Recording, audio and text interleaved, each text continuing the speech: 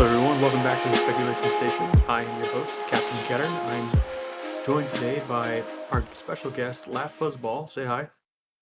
Thank you for having me. Also, Texas Honey Badger. So hello. Howdy. And last, Bodie. Say hi, Bodie. Last and least, So, in some aspects. okay. All right. And Stature only. I do have a bit of a slouch. aren't you like 6 foot though? Roughly. Yeah. All right. You're 6 Well, foot? Yeah. Like We do. 120 pounds? I think I'm like 150 or so. all right. No personal information out on the stream. Thank you. Yeah. Let's just say And he's built like Joaquin Phoenix and Joker. yeah, we don't need to be talking about height. We'll just leave that. All right. All right. Well, today we are going to be going over the Imperial unique squadrons. That includes all of the aces and the unique generic-ish squadrons. We'll be ranking them from S, which is the best tier, down to F. And then afterward, we'll run through a little bit of updates on the community, some shout outs, and do our patented elevation section. So to lead us off, Wait, we're Uh, patented now? Hell yeah. I And patented pending. it. Exactly. All right. We're going to do this in our own special order. And we're going to lead off with one of my favorite squadrons here, Zertic Strom. Zertic Strom is in a tie advanced. He's speed 4, 5 hull, 3 red anti-squadron, 1 black anti-ship. His special text reads, while attacking, you may choose another friendly squadron at distance 1. If you do, that squadron suffers 1 damage, and you may reroll any number of attack dice. He also has escort, 2 braces, and is 15 points. So Zertic Strom is one of the wave 1 squadrons that came out with a first squadron pack, and I think right out of the gate, this guy wasn't very good, and I think the reason is because what the Empire is trying to do most of the time is have light squadrons that can be popped or revived through reserve hangar deck. So when you're using this, the only times you want to be using it is when you are uh, running, let's say, Ruthless Strategists and TIE Bombers or something to that effect. Something where you can soak up the damage on another squadron. But this guy is not very effective. He's has 5 hull and a double brace, so he sticks around for a few shots, but not for very long. And his damage output is also lackluster. With his 3 red dice, even with the reroll, oftentimes you don't get the shots you need. So I would put this guy probably in. I want to say D tier. If he was in another faction, maybe he would be higher. But there's so much other stuff in the Empire you want to be taking instead of this guy. And when you do take him, you want to be actually be taking something else, because if you want fewer points, you take Black Squadron or Tempest Squadron. The double braces is nice, but oftentimes, if you're going to be shot enough times to die relatively quickly, you may as well just take the Tempest Squadron. He also, like I mentioned, he's lackluster in damage output. It's, in my opinion, I just don't trust the red dice. So, same with the Z95s. This guy feels just about the same. Anybody have any comments on Zertic Strom? Does he deserve D tier? All right. You got 2 things wrong. First of all, he didn't come out in the first Squadron expansion. He was an alternate that came out in Corellian Conflict. Vader in the Advanced came out in the initial squad pack. Are you reading off the wiki over there? No, Or you just noticed? I did check it on the wiki though before I made my opinion. I don't want to have another hyperspace rings incident where I No get mistakes proven on wrong. air. He's Uh, going based on his memory of how long he's. Oh wait, never mind. Yeah, totally. So Zertic, the most important part about this is that he has escort, and he has escort in a faction that doesn't really need escort that much. The only time that I've ever put him in a list is when I'm trying to protect Moralo, because Moralo is like the only squadron that, like, in this faction that you build around and need to protect. I don't Jonas. know. Yeah, that's true. Oh yeah. He's in the big Jonas balls. That's a good point.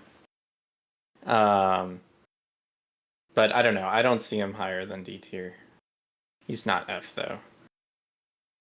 He has So I did put him a little higher than that. I put him at C just because he's an escort. When you need to have an escort, whether that's the Jonas Ball or whether that's you're trying to do something with Moralo, when you need to have an escort, he stays around longer than some of the other options. So that's the only reason I put him as C tier of a he fills an escort role better, but he's hurt by the fact that, hey, if you happen to go at a ship with PDIC, even if you ping someone and you roll something, they're going to be able to PDIC it, and the Reds are not reliable against the other squads. So I put him at C personally, but I could see him being a little bit lower if other people thought so. I don't know. You might be onto something. I just realized he's only 2 points more expensive than Tempest Squadron, and he has double brace. And he lasts way longer. Yeah. So like if you have the points in your squadron ball and you need the escort to protect something, a lot of people just go for Tempest, but it might be worth. And the ace slot is also like something to think about, but I can see it too. He is definitely hurt by the 4 ace limit, and that's the reason Tempest still has a role, in my opinion, compared to him. But if you have the ace spot, he is going to last way longer than Tempest. But he's no higher than C in any way. I do think my opinion was kind of painted by the fact that the situations where this guy really thrives would be it's just like it's not present in the meta at all right now, and I don't think it has been for a while. And the other thing I would like to add is if you can spend 2 points to get Zertik instead of Tempest, you can easily spend typically 4 points to get the Zombie Squadron Teltravura, which is he's just stellar in So comparison. yeah, and so look, I think 20 Imperial squadrons that are either S tier or A tier. Because this faction is just stacked with squadrons. And I've got Zertik at B tier. Um, I'm not going to die on that hill. If he's C tier, even D tier, so be it. But my first reaction looking at this squad is B tier because that 5-hole double brace for only 15 points as an escort is so survivable. And there are a lot of things that he can do within the Imperial faction. If you put him with like Mahler and Sunter Fell, who, if you have him next to Sunter, then they have to attack him because he has escort. But then if they don't attack Sunter, then Sunter's ability does 1 damage to him. I don't know if I'm saying that name right, but um, so there are a lot of things he can do within that faction. He does hurt taking him for the ace cap because, like I said, they have almost 24 stellar squads. But the 3 reds and the ability to reroll all of them provide a pretty good damage output, and you do miss out on the blue if you're trying to attack a scatter ace or something. But I don't think you need to. I think he chews down the bulk of somebody else's squad ball, and then you let all the things that he's escorting take out those specialty aces or scatters or whatever you just really need to kill. Honey Badger has a really good point in that our scale of where we're putting squads is one of two things of either we're trying to kind of keep it fairly evenly balanced in some way through the different tiers. But like to the point that he said, the Empire Aces really actually are stacked compared to some of the other factions. So I'm not as top heavy as he is, but if I was comparing to other factions, I would be a lot of ones being rated higher than trying to have them kind of within faction rated. So that'll probably come into play some between his rankings and mine. Okay, yeah, I think generally we're trying to put things within the same faction. Um, given the you can go ahead and speak if you want. Oh, sorry, I just like totally blurting in, but I have from the beginning of our tier list, I've been putting all of the squadrons into one thing, so I still have all of our even back through rebels and generics and stuff. I have it all put together, so I've kind of been cross comparing a little bit, but for the most part, I like in my own personal rankings, which we disagree on some things, but Okay, continue. well, Sorry. I was gonna say that the we have a little bit of a disparity. I'm okay with compromising and putting him in C tier, but in my heart, he's D tier. Laugh Fuzzball, do you want to go ahead and take the next guy? He's gonna be IG88B as in Bravo. Absolutely. Otherwise known as Death Blossom. We'll get to that in a second. So IG88B is in the aggressor. He is speed 5, he has 5 hull, he has 2 blue and 2 black anti squad. He has a single black a non-bomber anti ship. He has counter 1 and he's rogue. He has a special ability that's at the start of the squadron phase. You may toggle your activation slider to the activated side. If you do, you may perform an anti-squadron attack against each enemy squadron at distance 1. Treat these attacks as obstructed. He has a single scatter, and he's 21 points. So I will probably be throwing the most shade on him. I always have referred to him as Death Blossom, and if you get it to go off, then he is great. Because his attack against every squad in at distance 1, it's not specifically engaged with, it's at distance 1. So even if they're obstructed, he still gets to attack them. And all of them being obstructed just means that he loses a blue, but he can still keep 2 blacks and a blue. Or if it's a scatter, he can keep the 2 blues and drop 1 black. So it's great. I personally put him, and this is when I'm rating just within Empire. If we're comparing across factions, I'll have a different tier for him. Just within Empire, I actually have him as an F tier because to get the Death Blossom to work takes everything being built up around it. And I have actually talked to someone that did get it to work, and they had so much built into escorts and tie advanced and other things that I was just like, the whole squad ball seemed less effective.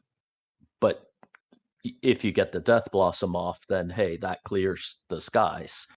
So I put him really low just because it's a one trick pony that if you get it to go, that's great. He does have speed 5 rogue, which is something that there aren't many that have that, and that is important. Compared to other factions, then I probably move him up to something more in the C or D range. But within a faction that is 4 ace locked, I just see him as not a viable candidate, is why I rated him so low. What do others think? Yeah, I agree. I've got him in D tier. Um, the the ability can be hard to pull off because it's at the start of the squadron phase. So basically, you have to wait until the end of the squadron phase and then move him into where you want to get his ability off, and then survive the entire ship phase and then get his ability off. And you only have 1 defense token. It is a scatter, but you're only 5 hull with 1 scatter. So I don't think his ability is even worth trying to pull off. I think it's more so if you find yourself in that situation where it's advantageous to go ahead and Death Blossom, uh, then cool. But because you can't really set it up well, I don't think he's worth taking. So I've got him at D.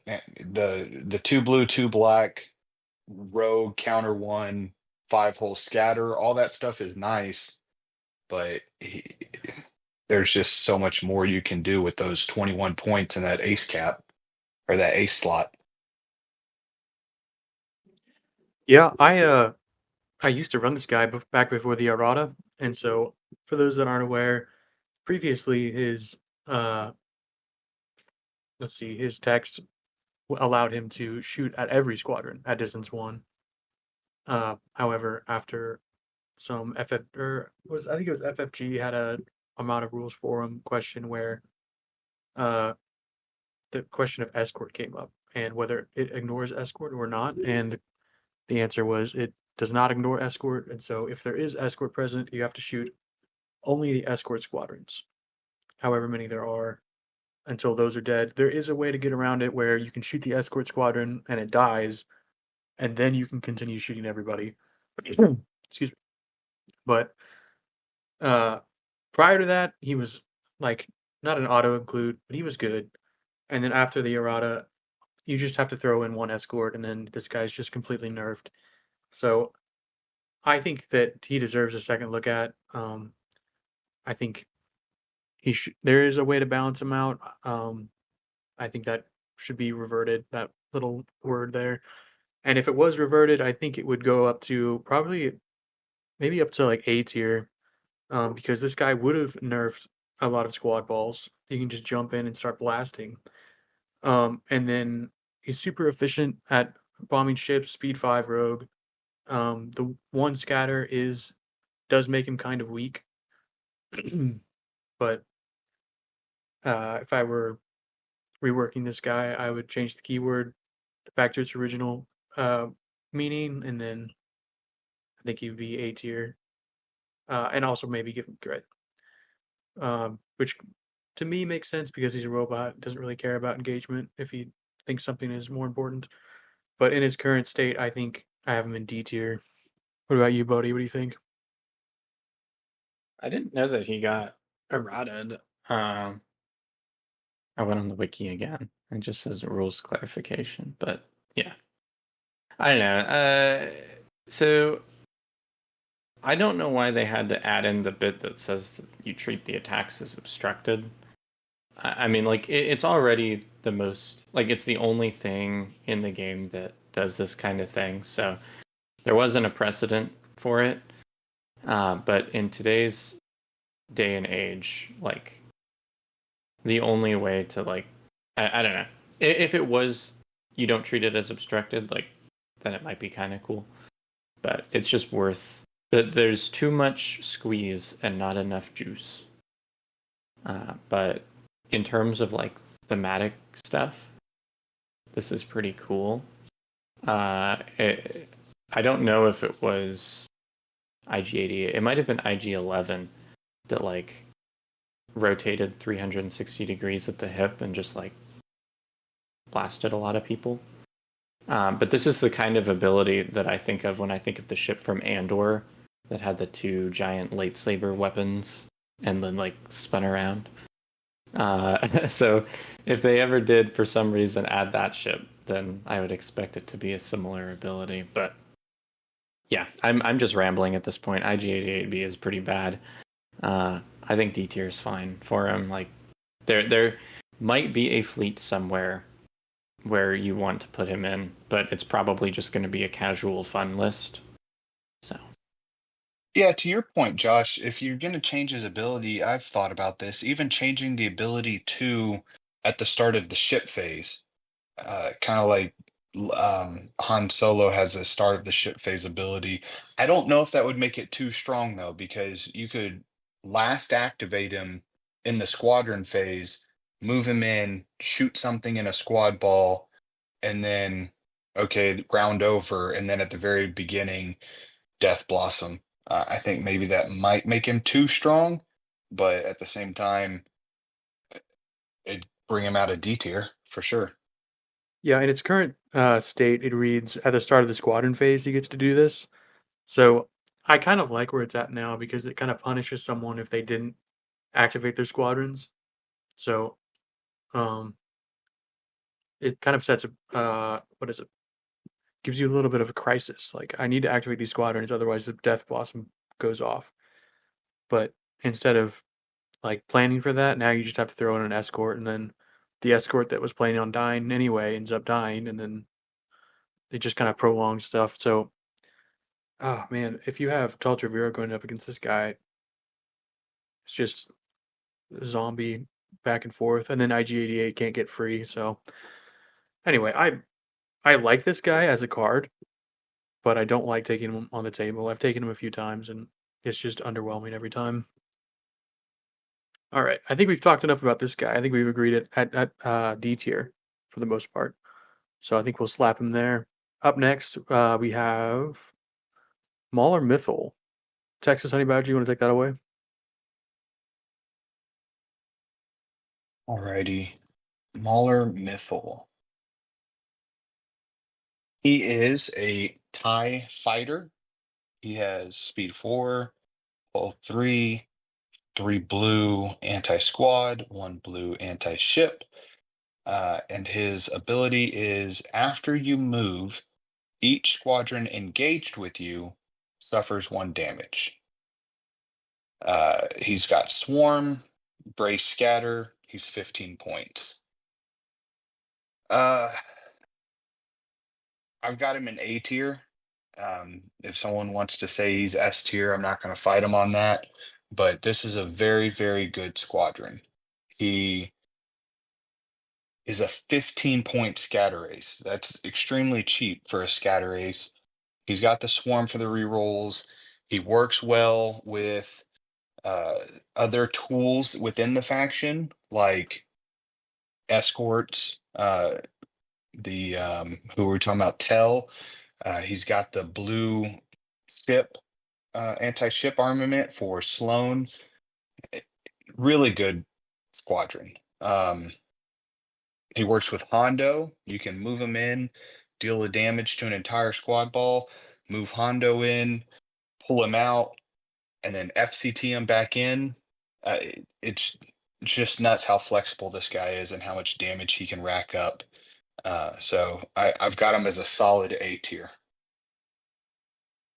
All right. Well, you said you wouldn't fight me, so I have Mahler in S tier. Uh, Honestly, I kind of feel like Mahler is like one of the top 3 squadrons in the game. He's so versatile.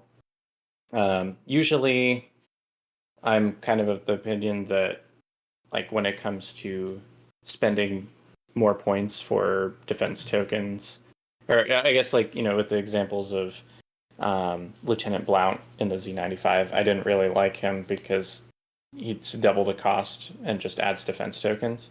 Mahler is kind of similar, but that splash damage is more powerful than Anakin's. Um, so much so that when I'm playing other factions, the only thing that I really miss from Empire is a Mahler effect. Um, I mean, there's so many ways to abuse it. Drew mentioned the Hondo FCT thing. Um, I had that combo in my list that I got 4th place at LSO and won the Norman, Oklahoma Classic with. It's so fun to just like send in your little shitter squadrons, ping them all for guaranteed damage, Hondo them out, ruthless flak, and just like get guaranteed damage. You don't even have to care about dice rolls. All of that is to say, I think Mahler is an excellent squadron and deserves S tier.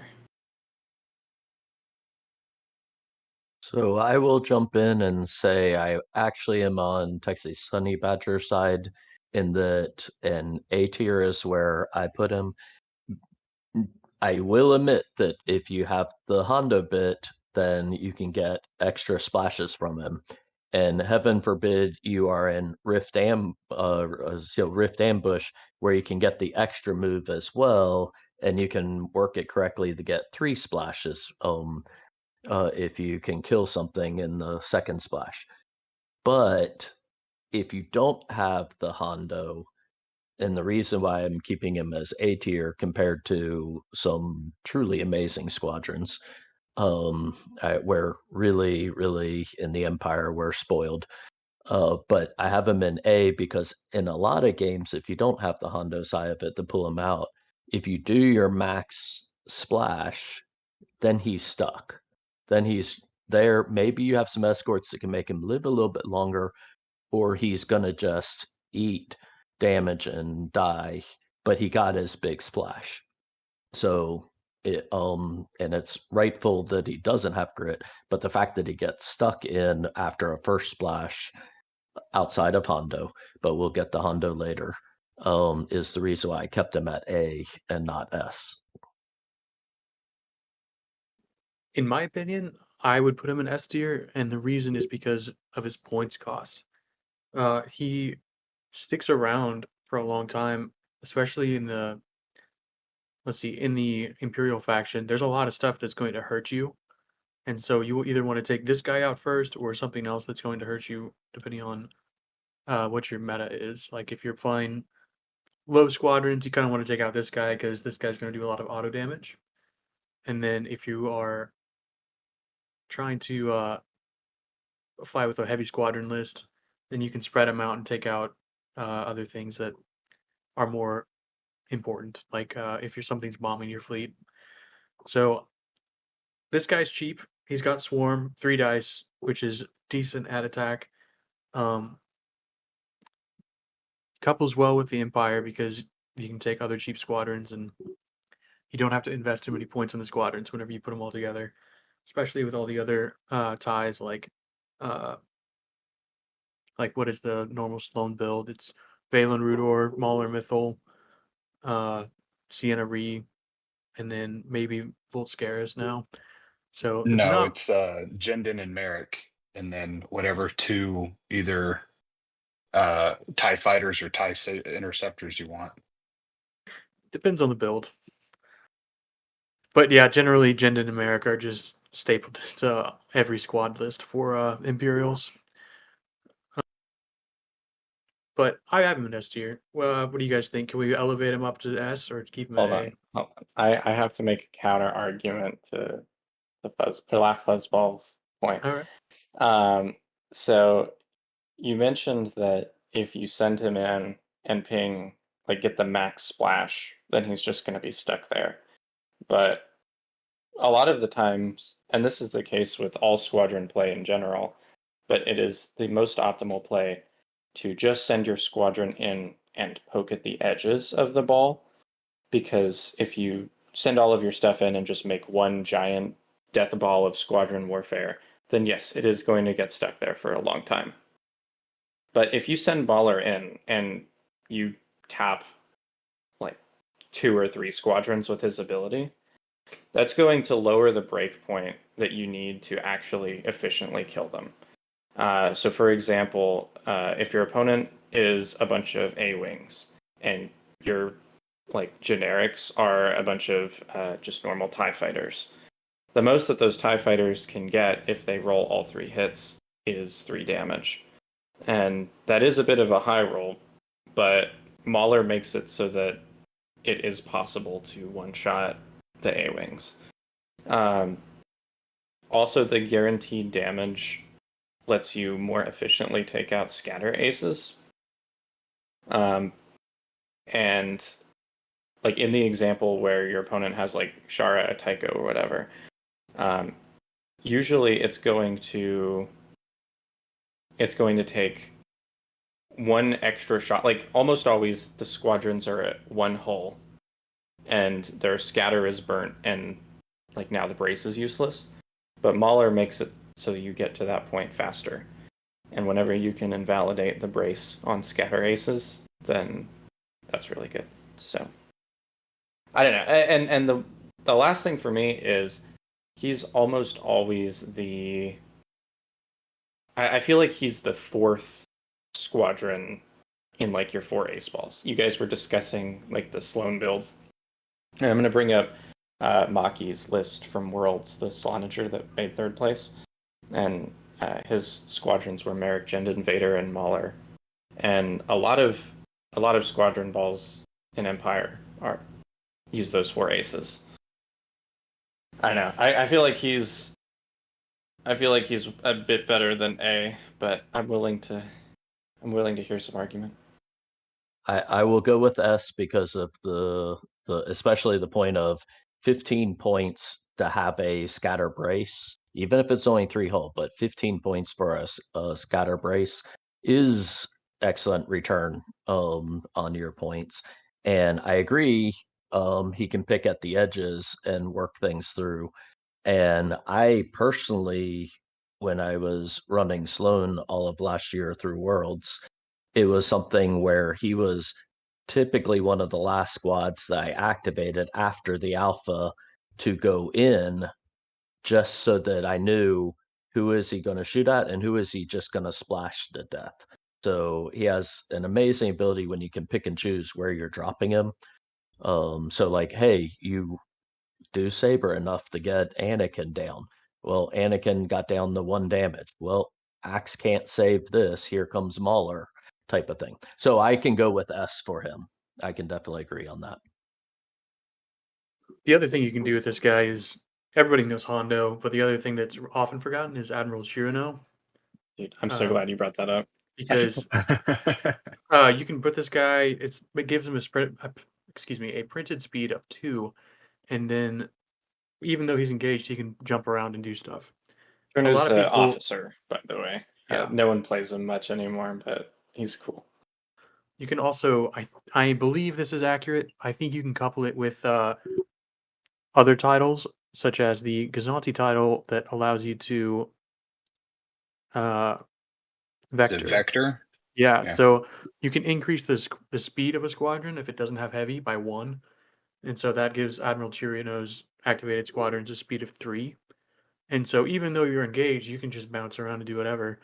So you can do that, and then instead of investing in Hondo, you can shoot, jump him out, use fighter coordination team to put him back in. And so a lot of people choose Hondo, but I think that ace slot is too precious. I think you should instead invest in Admiral Chirino in an officer slot on a flotilla with Vector, and then pop him out and send him right back in whenever a Gladiator goes. Or you could do it with a Gladiator, I guess. Maybe there's another way to boost his speed. If you pop him out, though, he doesn't do a splash damage. So it's more so like where he is, you can just move him within the ball and then ping him again. So you move in at the end of the first round, ping everybody, activate him with Shirno, move him again, ping everybody, and then you can Hondo him out because Hondo's a place, not a move. And so you're not losing his ability, and then you can FCT him back in. So that's 3 damage to all of those squads that he didn't even have to shoot at. Yeah, and a lot of times, a lot of people will spread out their squadrons so that they don't take the Mauler Mythal damage, and so this would allow you to kind of bait someone into trapping him, or flying him in to get maybe lock down 1 or 2 squadrons, and then the ability to move around would just decimate the squadrons there, and then he'd be able to break free and then attack the squadrons that are trying to be protected by the other player. Oftentimes, it's like if you imagine like droid bombers, there's 4 hull. This guy jumping in on them would be kind of devastating. Yeah, I'm perfectly fine with moving him to S tier. I've just got so many in S tier already. It's they don't have a bad TIE fighter or TIE interceptor squadron. Yeah, you're not wrong. The Empire is pretty stacked when it comes to the uniques. We do need to kind of be conscious of our time. While our listeners may be able to pause this at any moment, we are going to run into a brick wall tonight whenever I am approaching my bedtime, let's say. All right. Well, in that case, I can move on. Next up, we have Boba Fett, correct? Yep, that's right. All right, sweet. Boba Fett is in the Slave One, or as Disney wants to call it, the Fire Spray class starfighter. So he's speed 3, 6 hull. Anti-squadron is 4 blues, and anti-ship is a blue and a black. He's got bomber, rogue, double brace, 26 points, and his ability is when you activate, choose one enemy ship or squadron at distance 1. That ship or squadron suffers 1 damage. Um, I've put Boba on the table once, and he just kind of acted like a normal fire spray. The only time that I've played against him was in the sealed tournament that Zaz, one of the French players, put on over TTS over the summer. And one of my opponents had Boba, and he actually did a lot of work. I didn't have any squadrons in my list, and he just like put hull damage on my ships at a remarkable rate. I don't know. I don't have much to say about Boba. He's honestly just overcosted. I think he would be really fun if he was just a few points less. Maybe like the 22 range. I think would be appropriate. I mean, he is speed 3, and at that pointage, he would clash with Merrick. But I don't know. I think that there could be room for a world where Boba is good, but he's definitely the lesser of the two Slave One fighters, and he's just a bit too expensive. So I don't know. I think he's a fine like C-ish range squadron, maybe D tier, but I don't have any super strong opinions. I think you're too kind. I have him in F tier because too expensive. He's like nice to have. When he did come out, he was uh it was kind of a wow factor. Like the auto damage coupled with Mauler Mythal is kind of cool. Um, he does stick around, but his cost does not outweigh his like you said earlier, juice is not worth a squeeze. There's other things you want to be taking that are more effective. And so many things, in fact, that this guy just needs to be relegated to the bottom, in my opinion. I don't think he's bottom of the barrel bad, but yeah, I was being too kind with C tier. I feel like he's D tier, but I put we him can get at the other input. I put him at F as well. Um, it just because of his cost, and if we lived in a world where the meta was mostly squadless, a blue black bomber that's faster than the B wings and other things is great, but we don't live in that world, and he won't get a chance to do much bombing, and it's just his points are just not worth it. Irrespective of 4 ace limit or not, his points are just not worth it. So I'll be the dissenter. If y'all want to have him down at the bottom of the barrel, that's fine. I have him in B tier. Um, yes, he's expensive. And maybe part of this is like what Laugh Fuzzball said. I live in a world that can be heavy squadless sometimes in the Texas meta. Um, but this is a guy that is basically another ship, is the way I look at it. He's 26 points and he's another ship on the board because he can do 4 damage to a ship. I don't know of what other squadrons can do that. I guess maybe the Phantoms with their double red, or the Cis bombers with their double red, but he's rogue, speed 3.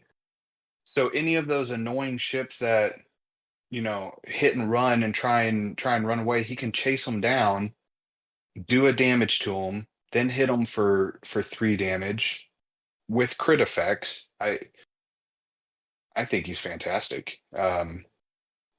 Not A tier or S tier fantastic, but he definitely has his moments in the sun where you don't put him in the squad fight unless you're gonna steamroll. If they have a light screen, you throw him in. He's got the 4 blues. He'll help steamroll their light screen. But if it's a heavy squad war, you tie up as many as their squads as you can, and then you keep this guy going after their ships.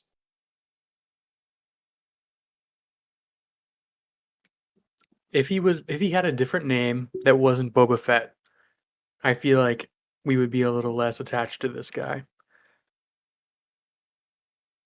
But maybe we can compromise and put him in D tier. How does that sound? That works for me, though I can't ever picture putting him in a squad ball for me. But D is still in that same category. Okay, that's fair. I'm the real winner here. D is unplayed. F is unplayable. I definitely don't think he's unplayable. He's just unplayed. That's actually a really good definition for the tiers. I like that. I like Wish that we thought of too. that sooner. Where have you been? In Georgia. All right. All right. What's Up next? next, we have Captain Jonas. I'll be reading this one. This guy is in a TIE bomber squadron, speed 4, 5 hull, 1 black against squadrons, 1 black against ships. Special text reads, while a friendly ship is attacking a ship at distance 1 of you, it may change 1 die to a face with an accuracy icon. He has the bomber keyword, grit, heavy, 2 braces, and is 16 points. Captain Jonas is quite amazing sometimes whenever you can sling him in. He kind of solves all the problems that you kind of have with melee hero, where you spend some points on something, you throw it in, and instead of melee hero, like we described in a previous episode, where there's all these conditions to make it work, and it's so there's no satisfaction in getting the thing to go off because you have to work so hard to get it. In this case, you just get the accuracy. As long as it's at distance 1, then you get the benefit of having him. He's very fast. He's got 5 full and 2 braces, so he can stick around. He's got grit, so it's harder to lock him down. Whenever you had the double onager, or even just a single onager, throwing this guy out there, excuse me, and then boosting him somehow with like all fighters follow me or something to get him an extra distance 1, or using Squall to send him out there when you have the Slonager with the Squall and the onager together. So you would get a guaranteed accuracy, and a lot of times this guy would end up hitting your support flotilla or just your main ship because the generated accuracy prior to price was something that was invaluable. Um, Now with price, it's kind of a thought like, do I even need to bring this guy? He's really nice to have a double accuracy if you need it. But a lot of times the red dice are finicky, so it's nice to have this guy. He still finds his way in a few lists, but oftentimes people will try to focus fire him down. So if you do bring him, probably bring Tau or some other escort to keep him alive. And then if you can figure out a way to keep him near the enemy ships, a lot of times it's not hard because you can just lay him in the front and then they'll run over him and you just lay him up there again. At least with the large base ships. Sometimes medium and smalls, you kind of have to be in the right area to begin with. But for me, I have this guy in B tier. He's good, and is situational. But aside from his key text, it's kind of hard to take him because he's heavy. He doesn't lock people down. He does bomber, but he's only got 1 dice both ways. If I wanted to rework this guy at all, I'd probably just throw in a blue dice for his anti-squadron, similar to Reimer, and then I think he'd be better. Not good. Not like, I mean, he is good. I'm gonna take that back.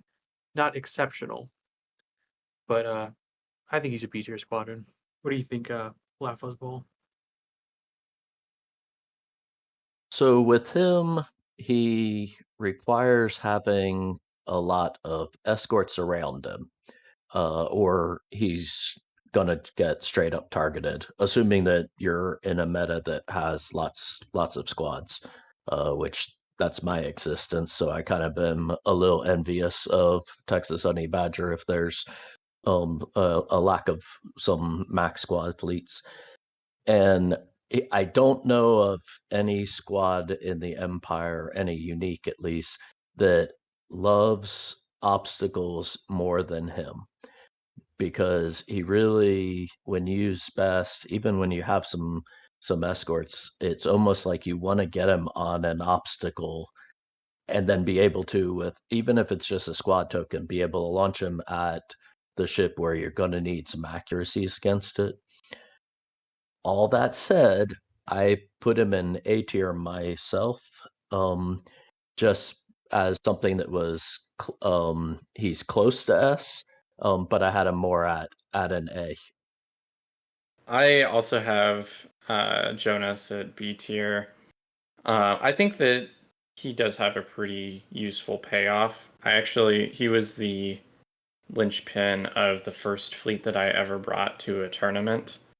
Um, it was a really bad Sloan list that was Onager at ISD and Gazanti or something like that. I don't really remember now, but yeah, the extra accuracy is definitely pretty cool, and he's only 16 points, which would be pretty cool if that's all you had to put into it.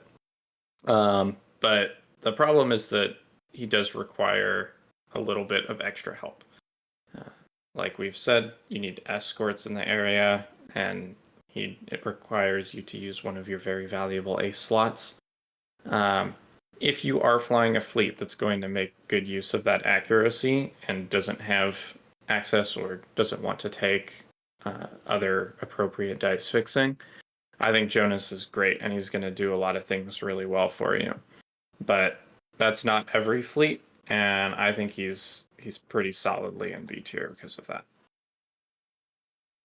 I think the comment about having to use some of your ace slots to be the escorts that help him is actually the thing that limits his overall usefulness or how high he gets rated.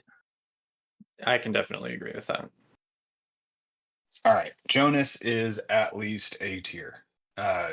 If you want to say S tier, I'm not going to fight you on that. I have him at A, and he's definitely higher than B.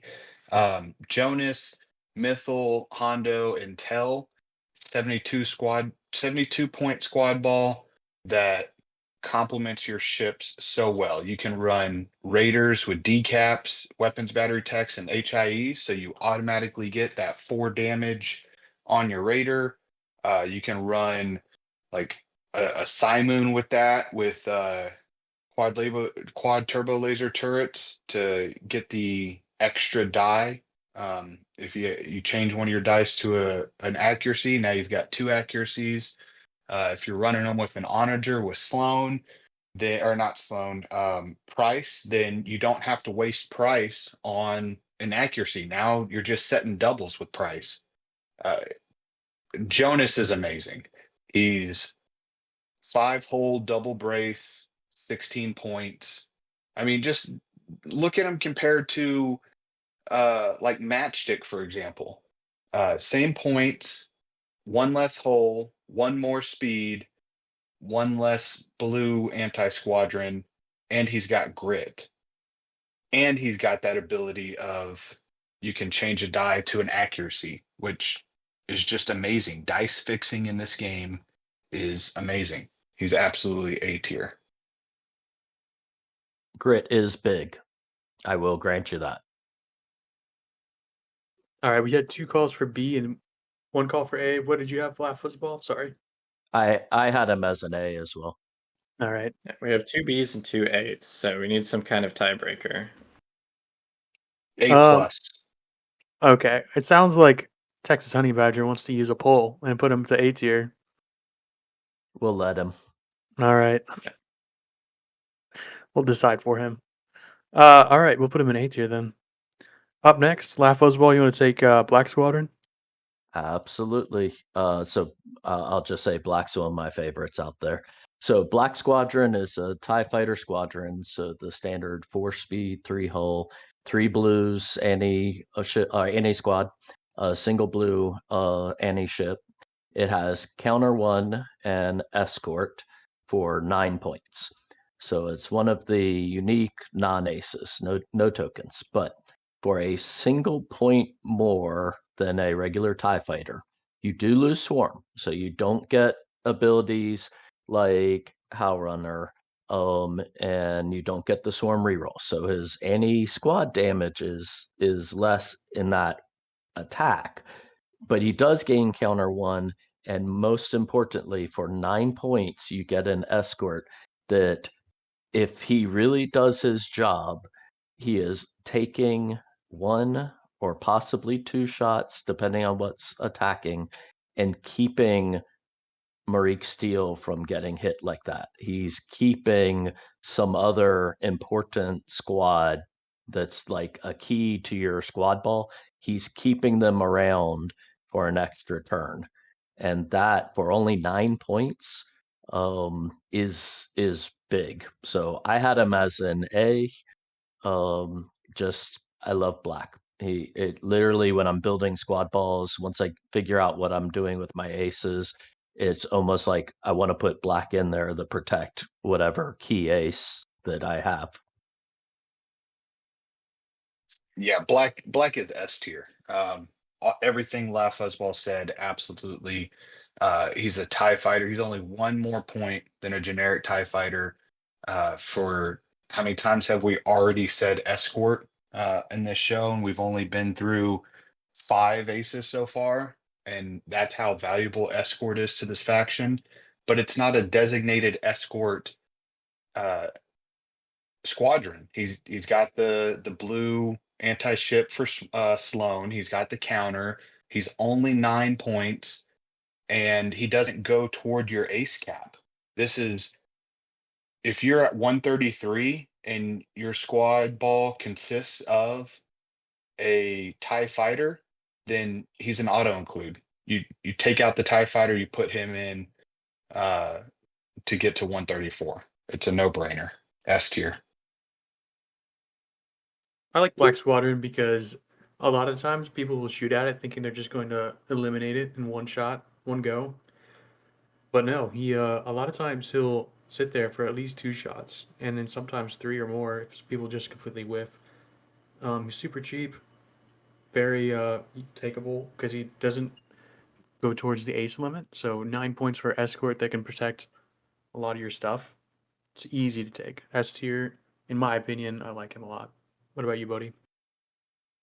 I think y'all are coping. I think Black Squadron is kind of just fine. None of the things that you guys are saying is inherently incorrect. I just value the escort a little bit less. I think we've had a couple discussions about Counter One on this podcast and how it doesn't really do a whole lot. I think that is the most true for Black Squadron, just because he doesn't have Swarm and he's not in a faction that has access to like rerolls like Torin. I don't know. I put him in B tier. I think that a lot of the times it's really easy to just make the upgrade from one of your TIE fighters to Black Squadron. But most of the time it just doesn't quite make that cut for me. I don't know. I guess I'm a little bit biased just because I prefer some other squadrons that we'll talk about later, and honestly, just generics in general in the Empire are really good. So I don't rate him as highly, but there's a lot of fleets where, like Drew said, it's a no-brainer to just upgrade one of your TIE fighters to fit 134. And I don't know. I will say that I've always considered if his counter hits on one of the two attacks that he's soaking up for steel, I've always considered it just gravy. I don't count on that counter one doing something, but if it does, that's great. It pings somebody. Right. But if he kept steel alive an extra turn, he's worth way more than 9 points. Yeah.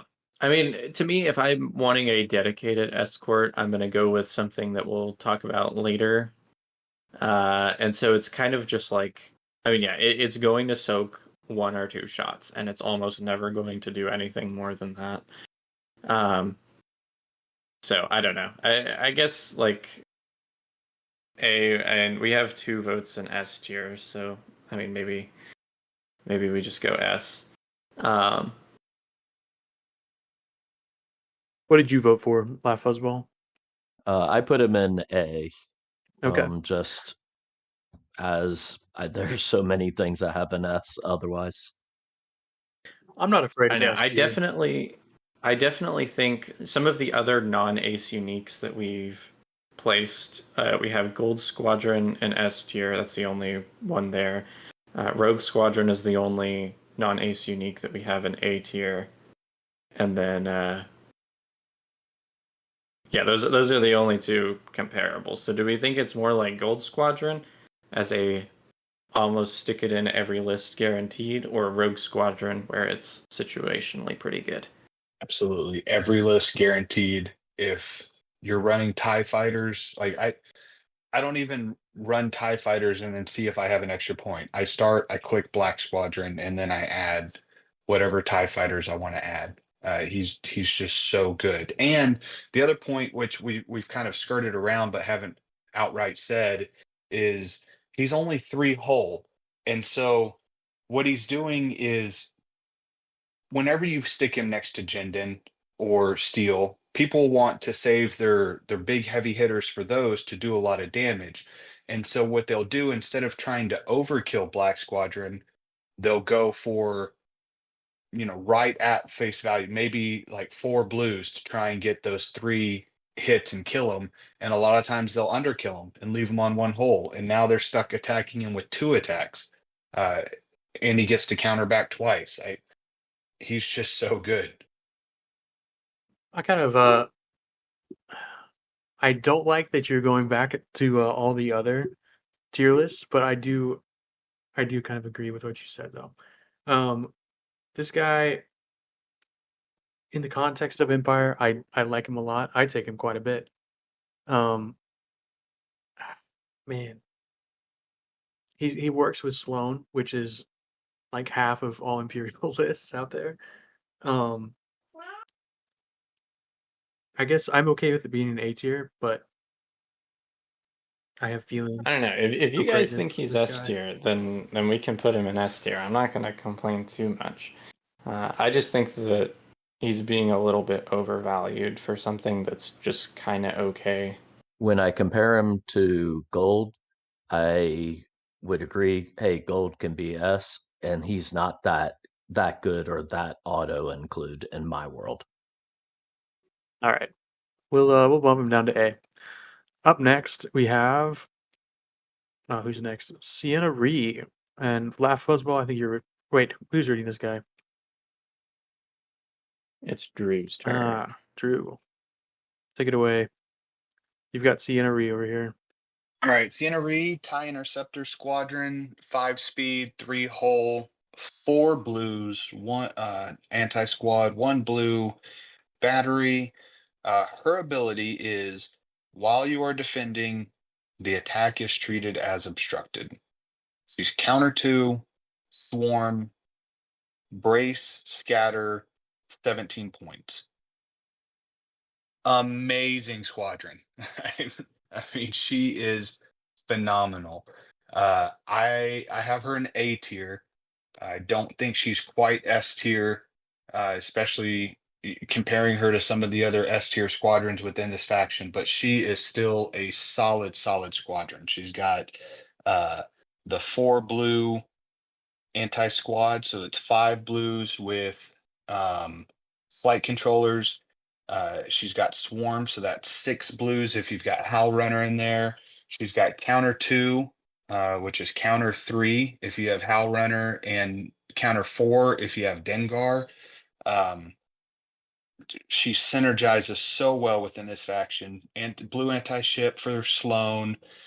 And while you're defending, treat all attacks as obstructed. So she can attack a counter 1 squadron and not care. They're not going to get to shoot back. She can sit right next to a ship that only has 1 flat die and not care. You can't shoot her. She is so good. A tier, A plus. I agree with you. Honestly, we kind of live in a world right now where she's taken a lot less than she should be. Sienna is so annoying. She is more annoying than Shara and Taiko to deal with. And she's just completely overshadowed by some of the other aces that we'll talk about later. She is notorious for being comboed with Valen Valen will again talk about later. But a quick preview. While another enemy squadron is engaged with him, another enemy squadron is engaged with another squadron, it can't attack Valen. And so that forces them to attack Sienna and be obstructed while being wailed on by both Sienna and Valen. And this was like a notorious just 2 squadron, super cheap, that's 30-point ball. I don't know, that's a little bit outdated in 2024 Armada just because there's a lot of really powerful things. But the day will come when Sienna is more prominent again and nobody's going to love it. So get ready, folks. I like Sienna. I often do not take her. I will be honest. Her ability is nice because it's kind of uh it's really annoying. Honestly, you try to shoot at her and you have to take away a dice every single time. Um, let's see. Ships oftentimes will not be able to shoot at her, which is a huge bust. Or not bust. Boon, I guess. Uh, plus. I was thinking of plus and boon and put the 2 words together. Anyway, um, let's see. Just a little too high. Like, for 17 points, she's there and she won't go away very quickly. Whereas, if you think about other squadrons, they're doing way more for you. But I guess also she's getting counter 2 the whole time you're shooting at her, which is nice. Usually when I fly against her, if I need to kill her, I'll focus fire on her. If I don't need to kill her, I'll just lock her down with somebody else and then move on. So I also think she's A All tier. right. I'm okay with that. Shara is 17 points. That's your comparison. Did I say Shara? I didn't say Shara. No, you said other squadrons, I'm trying and not to. I'm saying Shara. I'm trying not to draw comparisons between factions, but Sorry, my bad. yeah. So, all right, who's next? So can I throw in one thing on Sienna? Sure. So I view the Imperial as having kind of 2 main types of squad builds.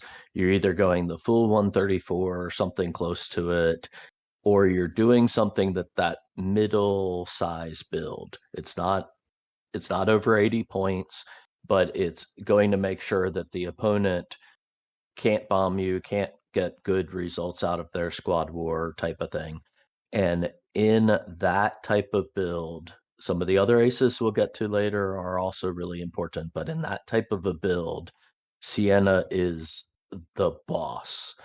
And the sheer fact of being able to throw Sienna, and depending on what type of ships they have, if they don't have double die flak on ships and she's speed 5 and you're like, I'm gonna throw her out there. You can't flak her because it's obstructed and your shot's gone. She's gonna stay around a lot longer, and whatever part of your squad ball, if you don't have intel, whatever part of your squad ball is gonna just be stuck and will be taking counter too.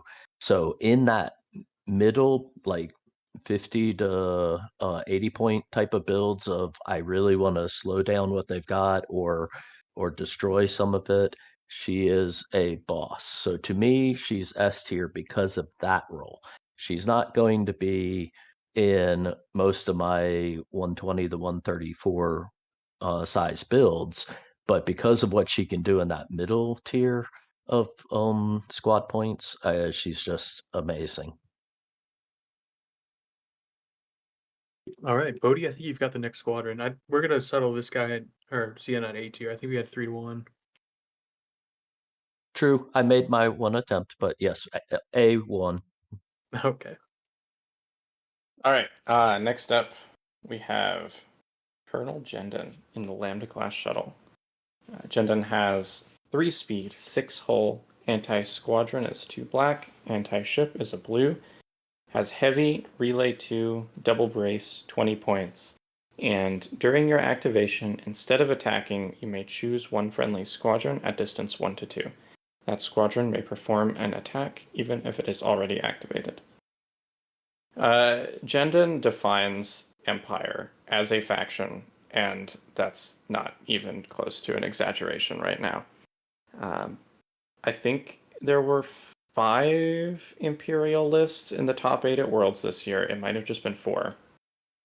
Um, but all of them were flying Jendon and some combination of efficient anti-squadron and anti-ship multi-role squadrons. Every little bit of text on Jendon is applicable, except for Heavy. Heavy's not great, but the relay is super important. The blue anti-ship helps like some of the time if you're Sloan. There are times when your opponent will kill all of the squadrons, and having 2 black for anti-squadron is honestly like kind of good for something that doesn't want to be attacking most of the time. But like as a fallback plan, 2 blacks is pretty solid. He's hard to kill at 6 hull and double brace, and he ends up sticking around a lot longer than he needs to be. I don't know. I feel like if any part of the game needs just a slight points hit, it's going to be Jendon. Him and Merrick have been doing their thing since Squadron Pack 2. There's no way this guy isn't S tier. Yeah, I agree. He needs a points adjustment. Maybe 24 points. That sounds reasonable to me. He's still S tier. He is exceptional.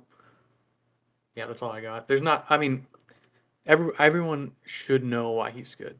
You get to take a really great squadron and then tell it to do whatever it does really well. Do it again. Shoot this squadron, snipe this far, and kill the ace that's hurting me, or bomb this ship and then do it really well with Merrick. So I think it's if outside of Deltakin, Jendon actually is something that is near the top like 5 squadrons in the game just because of his ability to double tap another squadron. I'll even go so far as to say he is the top squad in the game. All the GAR players and Deltakin fans will disagree with me, but I would go so far to say that Jendon, because of not just that he double taps someone, but the flexibility of who he's double tapping. So if you need to get that scatter ace, oh, I'm going to double tap Saber to snipe them. So okay, no counter. But then we get to later, and I want to double tap Steel to hit a ship twice, or just the sheer fact that he's flexible about who he double taps just makes him all the other things. Relay super important. Relay 2 is super important, and he actually gives almost a rogue like passing on rogue to people, because someone can move in to a squad engaged with a squad, and then when he goes later, he then lets them attack. So it's almost like he's passing out rogue to people, especially early on in games. So I would contend he is the top squad in all of the game. So, Jendon is B tier, and by B tier I mean broken. He is, we'll call him O tier, overpowered, needs to nerf. Yes, if we're going on this scale, he's S plus, whatever you want to call it, but he is so good for all the reasons mentioned. And I was gonna say what Laugh Fuzzball said. I really like that point.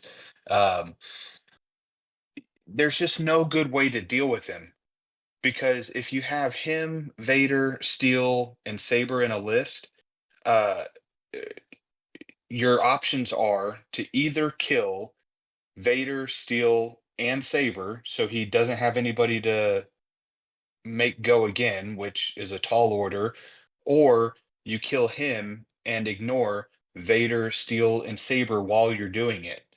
That's just a lose-lose situation. So flexible, especially in a faction with, speed 4 and speed 5 everything. He's got relay. With boosted comms, it's just so far of reach. And he's speed 3. I feel like this guy should be like speed 1. Um, double brace. He's just, and he's a blue die. So he even works with Sloan. If you kill all the other squads, he's got a blue die anti-ship, and he can still strip your defense tokens with Sloan. This guy is just gross. He is the best squadron in the game, hands down, and that is coming from a GAR player. Um, he's just way too hard to deal with. I'm gonna jump in real fast and say he's not the best squadron in the game because if imagine Merrick, Vader, and Saber don't exist, and he's really bad, but because they exist, he's really good. So it is a team game. You don't just field one squadron out there. This is, I don't you know, know, man. this isn't I'm this gonna win isn't worlds with golf. my only gender in this. This isn't golf or singles tennis. This is football. You got to have a stellar right tackle. I mean that's what he is. He's the right tackle. He's not the star of the show. He's not going to be scoring touchdowns. He's not going to be getting sacks in the backfield, but he protects your quarterback. He opens up the hole for your running back. He'll set a screen for your wide receiver. Whatever. He is the star player of anybody who knows what to look for. And he's just hiding there in that unglorious position of being a force multiplier. For all of our listeners that are outside the U.S., Jinden, what he's trying to say is he's like a fullback in football outside the U.S. So that's someone who's like a support player that creates chances for everybody else. Welcome to the football podcast where we talk about football, both American and non-American. I was going to use a Magic the Gathering analogy just for you, Bodie, but I went with the blind side there.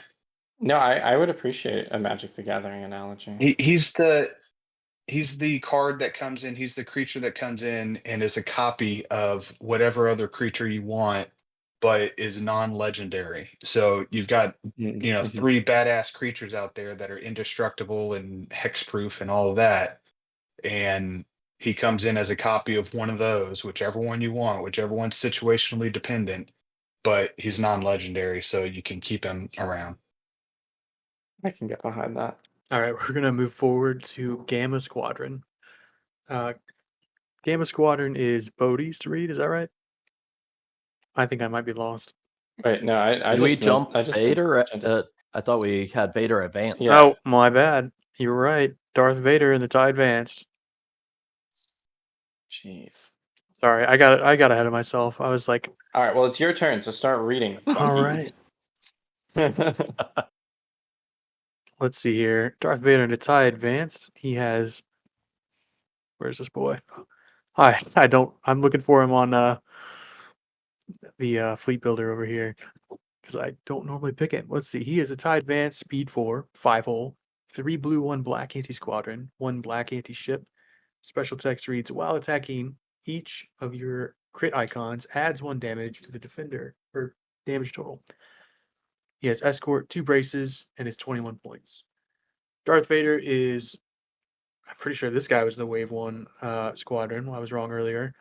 He came with the Wave 1 squadron pack, and it's not good. He is expensive. Like at the time, I'm sure everybody wanted escort to go with their TIE fighters and then TIE interceptors. But he is very good against a lot of stuff because, like generics, because he can pump out damage. At maximum, he can pump out 5 damage against squads with the double showing on the black. And he is much more consistent on damage because now it's almost as if you have only black dice, but you have a good chance of getting accuracies because you still have the same percentage chance on the blue dice to get a hit, and then you also have 2 accuracies. So the blue dice become super functional with this guy. He would be relatively good at killing aces by locking down their tokens, but don't let me talk this guy up too much. He also does 2 damage against ships with a double, but doesn't have the crit effect like Bomber. So he's decent. He's like actually decent, but 21 points for that value, you can get every other escort in the game for the Imperials, which if you're going to use escort and you want something to stick around, you take Tel. If you want to do it for cheaper with braces, you take Zertic. If you just want escort, you take Black Squadron. And if you wanted something a little beefier, then you take Tempest. there's no point at which you're reaching in the bag of goodies of the Imperial Squadrons and you're looking at them and saying, I need Darth Vader, the TIE Advanced Squadron. It just doesn't happen. So I originally put this guy in F tier, but after talking about the squadrons with whatever the ranking that Honey Badger gave earlier, I think is accurate. So I moved him up to D tier, but I don't think he deserves to go anywhere higher. Yeah, he's absolutely D tier. He's not unplayable, but I mean the same thing I said the last podcast with uh Deltakin and the Y-wing Anakin. Uh, the opportunity cost of playing Vader TIE Defender is there, so his ceiling is C, and he's not as good as Anakin in the Y-wing. Um, I think he suffers from being one of those early squads, kind of like Luke and his X-wing just kind of doesn't work in a game that has evolved so much over the releases and the waves. And it's unfortunate because I would rather see Vader in a tie advance like in the original movies than in the tie defender in every game. I just think it's cooler. It's one of the coolest looking squads in the game, and it's more thematic. But yeah, I agree with everything you said. D tier. I'm going to go far enough to say that I would actually say that part of it is opportunity cost, but that when you look at the total points of him, I do actually think he's unplayable. So for me, he was F. I'm fine with D, but even just I'd rather have the 1 point Vader officer to be getting some rerolls than to have he's built off of an advanced that already isn't the most points efficient squad anymore. Not sure if it ever was, but and he's 9 points in addition to the advanced costs. So there isn't enough um, ability or brace that you could add to make up for that. So I just can't see, irrespective of opportunity costs, I can't see him being played. Yeah, you kind of hit the nail on the head. The opportunity cost is the biggest part for me. I think I'd rather have all of the Vaders above this guy, like in a casual list where I'd fly the commander. But like, I'd even rather have the commander than this. Um, Escort is the downside here. If he didn't have escort, I think there is a slight chance that he like does some cool things. Um, he does. Oh yeah, Drew just mentioned the boarding team. Boarding team Vader is actually OP. It's so good. Uh, please try it out. It's really fun. Anyway, I'm gonna like we actually ended up leaving off the normal advanced on our generic tier list. So this is my ranking for both normal advanced and advanced Vader. But they're just not good. They don't have enough stats for the cost, which even the TIE Advanced at 12 points doesn't do enough. There are so many things that have escort that like actually live or are cheaper. And like Tempest Squadron is 1 point more, but gets bomber, and that's pretty cool. So there's just not a world for either of them. And the big problem with the Advanced Vader is while he can dish out a good deal of damage to squadrons and ships, uh, having escort means that he's always going to die first.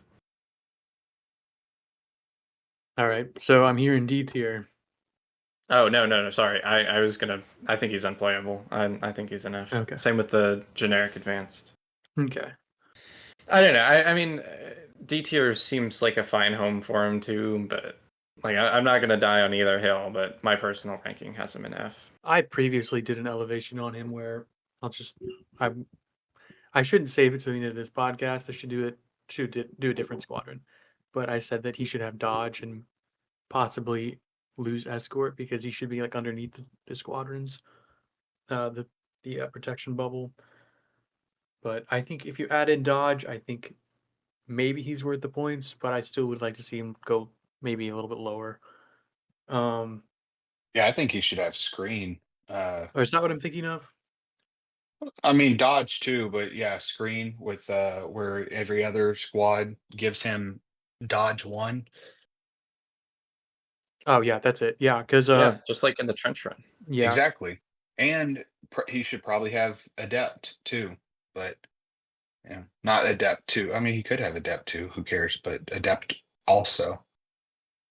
I think he's actually. Uh, maybe I'll go do some rolls after this podcast and see how effective he is. But I feel like he's very consistent with damage, so I don't know if he needs any rerolls. But I do think he has the force. He should have dodge. Um, and then maybe I don't know. I really like him with screen, like you said, but at least dodge one. I would like to keep him in D tier. What do you guys think? D tier is fine with me. I don't care too much. All right, we're just gonna pop off to the next one then. Right. Laugh And Fuzzball. Gamma, Justin. Yep, you got it. Gamma it is. So Gamma Squadron is a unique TIE bomber. It's speed 4, hull 5, has a black for both anti-squad and anti-ship. It is a bomber like the TIE bomber, but he loses heavy and he gains grit. And it's for one more point than the base chassis, so he's a 10-point squad. I don't know what the others' opinions of Gamma will be, but when I'm building up fleets and I'm thinking about adding bombers, I go Gamma first because losing heavy is big. Adding grit to a bomber so that when you get down to only one squad engaged with it, he can go off and do what he's supposed to and hit ships. Is that combination of the two is great for the different roles, like tying things down and then also being able to split off and go bombing. So I put Gamma as a B tier squad. I think that one extra point and what he gets over a regular bomber means I'm gonna be looking to grab him before any TIE bomber if I can. What do you guys think? I definitely agree. I mean, he's literally just non-heavy bomber for one more point. The fleets that want bombers are probably going to want him too. The only reason that I didn't play him in my LSO list is I was at 400. I literally couldn't find anything else I wanted to cut. So yeah, I mean, he's if you want that in your fleet, then you're going to want bomber. Then you're going to want gamma above a bomber. So B tier sounds solid. I am also a fan of B tier. That's where I put him. Game of Squadron, I think, is really slept on because he's 5 hull and speed 4, and he can lock squadrons down. So, for the same reason that I like to take Gold Squadron, I would also like to take this guy. So, I can buy him for the hull points, and then he's faster than Gold Squadron, so I can sling him somewhere and lock somebody down and probably survive a couple shots. So I don't even take him for the bomber aspect. I kind of take him just because he's an excellent screen for 10 points. You get 5 hull. It's quite effective. Uh, and that's, let's see, 2 points cheaper than a Gold Squadron. Faster, you lose a hull, but then you get a black against Squadron, so you just pick off a generic or shoot a brace Squadron. And then if you have the chance, you can bomb. The grid also helps you move around after you've been tied down by a single squadron. So he's not A tier because he's not great at something. He's just good at tying down squadrons. So B tier for me. He also plays really well with ruthless strategist type of fleets, where he and another TIE bomber can actually keep things in place until you kill Gamma, and then you've got the TIE bomber there for ruthless flacking and ping damage. So he even does that well because he loses the heavy. All right. Looks like Texas Honey Badger had him in A tier, but based on consensus, I think we'll leave him at B tier. All right. Up next. Yeah, I moved him down to B. I mean, it's fine. I don't Okay. have anything else to say to him, and I'm not going to fight for him to be an A.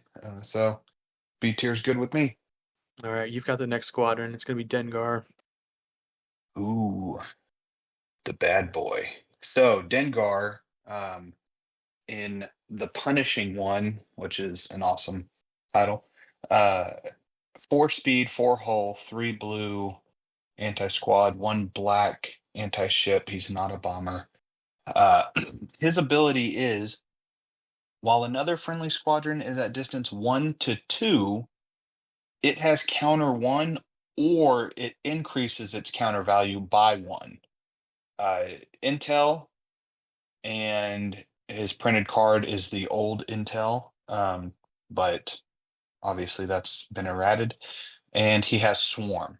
So Dengar is really good in some of the aforementioned squad balls, the non-stereotypical um, Imperial aces, kind of like the B team, but they're still really, really good. They're just not broken and S tier like the other four.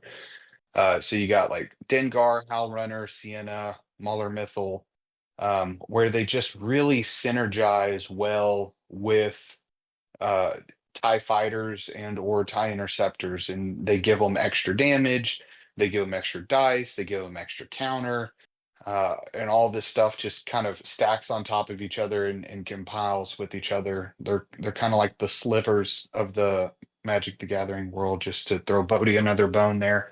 Um, but I think Dengar's really good. He's got a brace and a scatter. I don't think I mentioned that. He is 20 points. It's a little bit more on the expensive side, especially with how cheap Imperial Aces are.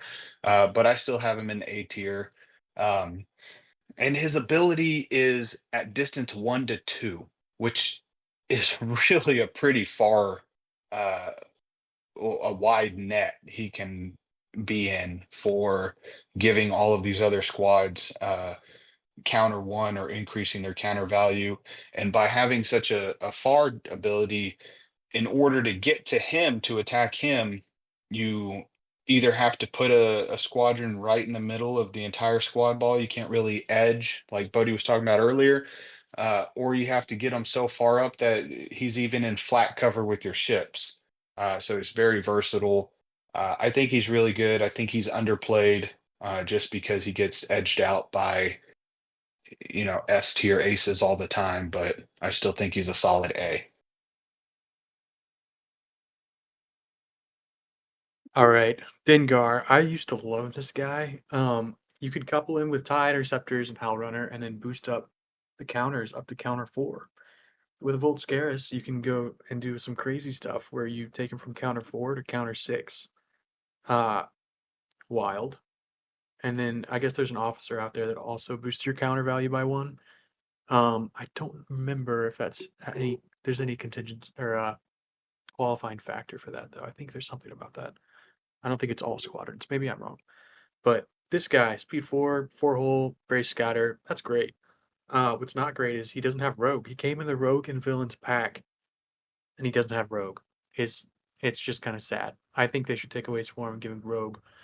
Um, but for 20 points, like it's nice to have, but unless you're teching all the way into this counter stuff, it's it's kind of a wash. So a lot of people don't take him, I think for good reason. I have him in B tier just because he's too expensive for his ability, in my opinion. He does give you intel, but intel just I think the Empire Squadrons would rather annihilate you and then move rather than try to dance around you.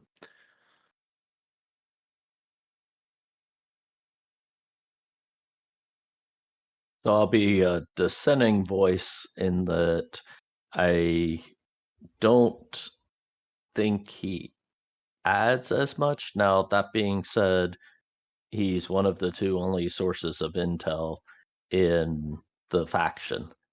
But they actually have a number of things that have grit, so maybe that's not as important. But I just, for his points, and it could be more because the strength of the rest of the aces, but for his points, I always end up finding there's something else that I want to be including because there's a different role that's really needed. And I think maybe the officer you were talking about, is it Wildar that gives counter? Goran. Goran, right? Not okay. My bad. Um, but so that could help if you're. It's almost like if you're going with it, you could really go full into it, and then maybe it would have pay off a lot of dividends. But he's one that I just see him as what he does. There's others that I'd almost rather have always. So I started with him as a D, but that's when I had things not quite the right scale of the hey, F is just really unplayable type of thing. So I would probably put him more at C when we're talking about that type of scale, personally. Okay. See, you say you're the dissenter, but I actually also have him in C. I actually, though, I have a little bit of all three of you guys' arguments that I'm going to draw from. I do think that he's really good in the B team squadron ball. Um, but specifically the ball of like interceptors, get Hal Runner in there. I don't know. He's definitely like a fun tier squadron to me. Just like La Fuzzball said, the main thing with Intel right now is that the two best double dice bombers in this faction already have grit. There's not really in old Intel world, he would have been A tier or maybe even S, but in current Intel world, he's just not there. And while his ability is pretty cool, uh, there gets to a point where like just adding a lot of dice, you're not going to be able to re-roll that many. And I don't know, adding dice is good, and it's fun, but I just don't see him higher than C. All I right. had forgotten that he would have come out pre Intel change. That's probably where his cost comes from, and that's why I think he's just way too overcosted for what he does because Intel was changed. Good point. Good point.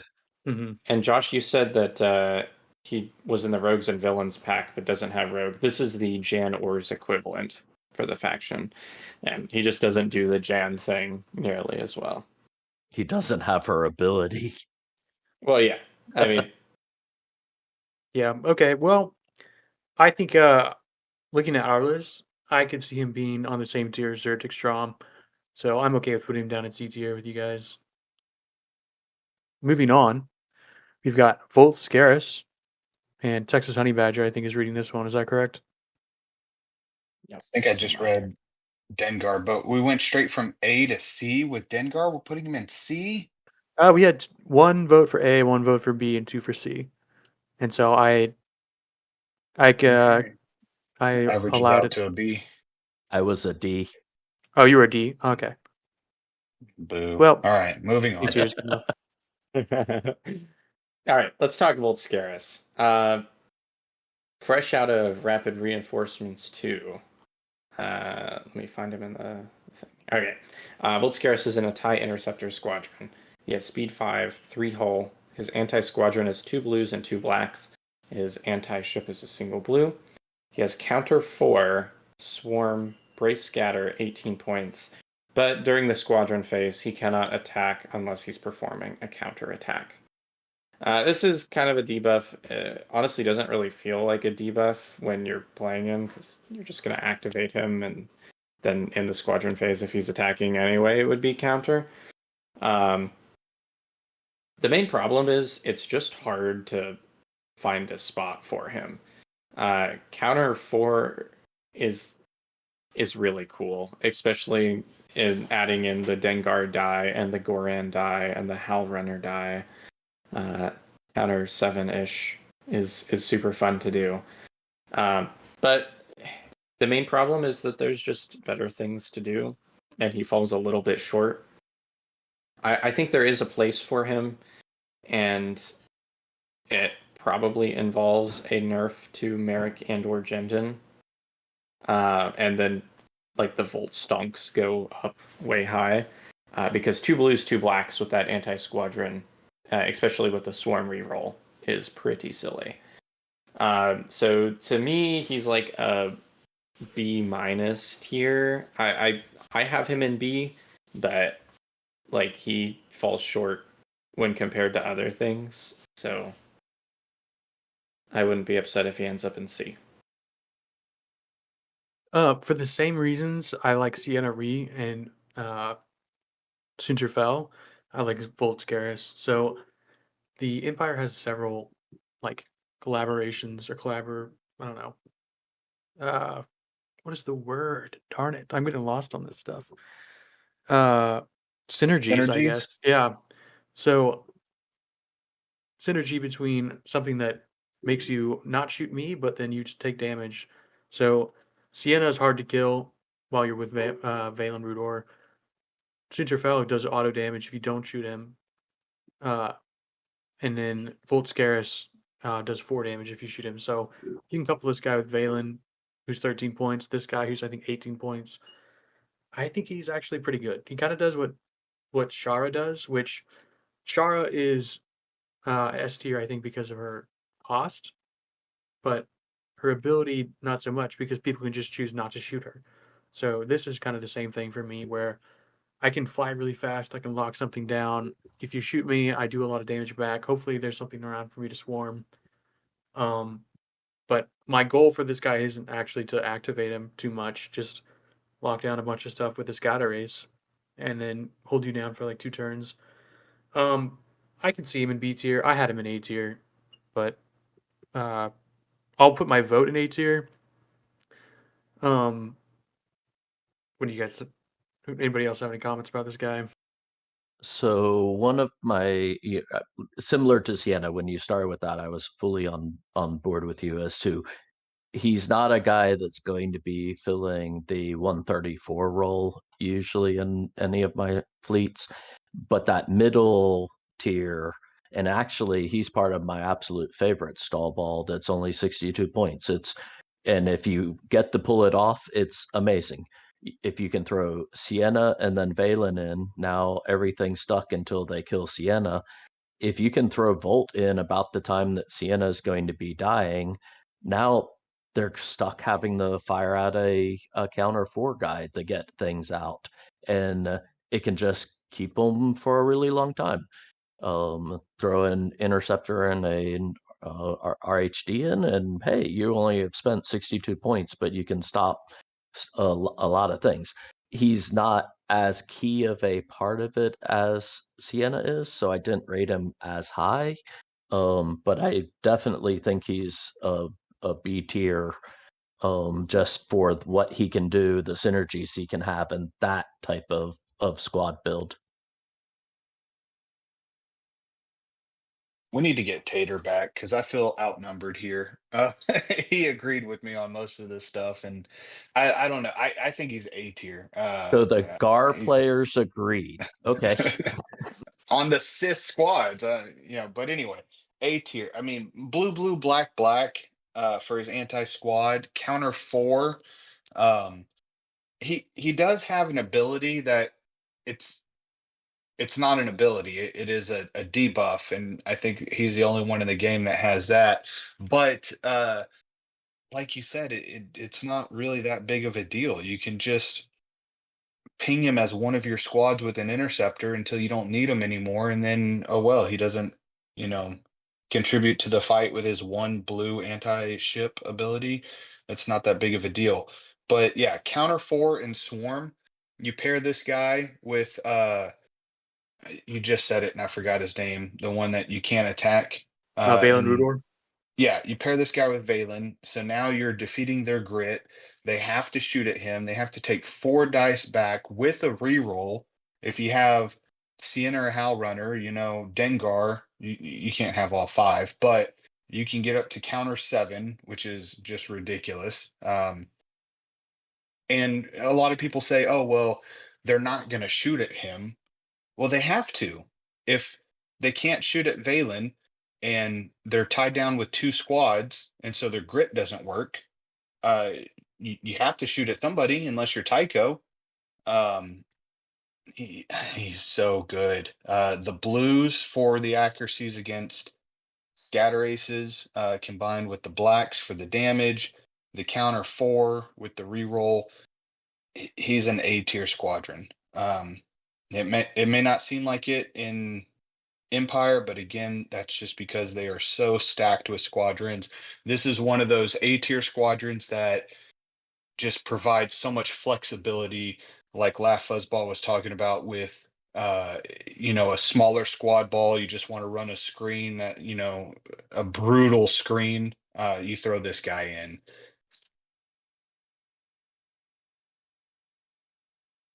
Bodie, you want to tie up this conversation? I don't know. I definitely my initial argument of him being B minus leading towards C was honestly because I thought you guys were going to be more aggressive on him. I don't know. The main thing for me is I haven't seen Volt in any competitive list. I see him floating around in like casual lists and people theory crafting a lot of the time. And maybe it's just because Imp 134 is one of, if not the single strongest archetype in the game right now. And like we've said, this isn't really something that you would want in that archetype. But I don't know. He doesn't. I haven't seen him on the table enough to formulate a really solid opinion. I don't know if he has the in-game precedence to score an A tier for me, but I don't know. I feel pretty firm on B. I would play him like Uh, Shara. Like he's somebody I sling out there and then I don't activate again. Like if he does, like Shara's not there because she does damage, too much. Like her counter is great, but she's a scatter ace that can hang out, kind of like Tycho. Tycho is good because he can move around. Shara is good because she does more damage. So yeah. hypothetically, he's on the same level. There are different tools in the toolbox of the Imperial faction, but uh, I don't know. I think he's not being able to shoot without being activated is like not great, but that's not what I would take him for. So Yeah, it's like the least of your concerns on the card. And then honestly, like you said, you throw him out there and don't activate him much, but if he gets a few activations here and then, like he's gonna be fine. Your Gazanti has nothing better to do anyway, so I don't know. I guess maybe A tier if that's if we're split 2-2 and we require some kind of sway, then like we can move him up, and I think he sits nicely next to Sienna. It's just hard because I've never actually seen him on the table in a competitive list. yeah, I would take care of him the same way I would Shara as well, just snipe him. But Hmm. like That's true. he, He do be real weak to snipe. yeah, he serves his purpose. Yeah. All right. All right. Well, we can move on. Up next is me. Oh, I'm trying to save this photo real quick. All right. We have Gar Saxon, uh, the amazing Gauntlet Fighter. He is in a Gauntlet Fighter, Speed 4, Hull 7. We pull up this thing here.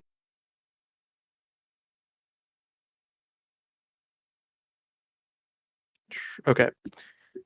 2 blue, 1 red AT squadron, and then against ships he has 1 blue, 1 black. Special text reads, when an enemy squadron with intel or relay at distance 1 activates, it suffers 1 damage. He has Assault, Rogue, a single brace, and is 23 points. Guard Saxon, uh, I don't think I've ever seen him played. Maybe one time when you took him, Bodhi. Um, but Well, I have never. Well, I have played I him. think, The first time I got Gauntlet Fighters, I put him on the table. yeah, I But remember one time in Arkansas when I was playing, I saw him on the table, but well, it sure as hell wasn't me. didn't get much use. I think he got 1 assault off during the whole game, and then he just whiffed against squadrons. Maybe it was Ben, aka Downsize It, that I was playing against with this guy. Uh, he's got a lot of hull. He's got rogue, but what are you gonna do with that? He basically is just an assault boat, and so you can fly him around and give us raid tokens to ships, which he is effective at because we're probably going to get a hit either with the black or the blue to give the assault, and he's rogue, so he can move and do it, which is great. You don't need to activate him, but is that worth 23 points? No, he's not effective enough. He's not going to do a lot of damage to anything. You really just are counting on him giving out assault, and then hanging out and locking up squads if you need him to. But even in that, he's not going to do a lot of damage. His 2 blue dice and 1 red are lethargic. He doesn't get any rerolls natively, so this guy is over, like, costs too much. But I can see why he's that cost. But he's just not good enough for his cost. 7 hull and a brace. He can stick around, but not worth taking. You can do better with anything else. Um, I'm sorry. I think he needs a rework. I don't think he's playable at the moment. I'd put him in F tier. Yeah, you said you'd be better off with anything else, and I will double down on that. I think that you would literally do better with anything else. He is the worst squadron that we'll talk about tonight. You said that he like works as an assault boat, and if like Kanan Jarrus does the assault boat thing better and for 4 points less, and we put him in F tier, and I just don't see a world where you would ever want Gar Saxon. His ability is practically useless. There's like 6 squadrons in the game that have intel, and a few more that have relay. And oh man, they suffer 1 damage when they activate. I don't know. There's just 23 points for 1 brace, a useless ability, like text ability, and then 1 pretty bad keyword, and then 1 pretty good keyword is just not a great combo. His dice are fine for a non-bomber, but his anti-squadron is below average. I don't know. There's never a world where I would want Gar. I think he's, if not the worst squadron in the game, definitely the worst squadron in the faction. Here, he's an F. Yeah, F tier. I'm gonna go ahead and call him Chloe Kardashian. And if you understand what I'm saying, great. If not, I don't know if I really want to explain it. But yeah, we'll call him Chloe.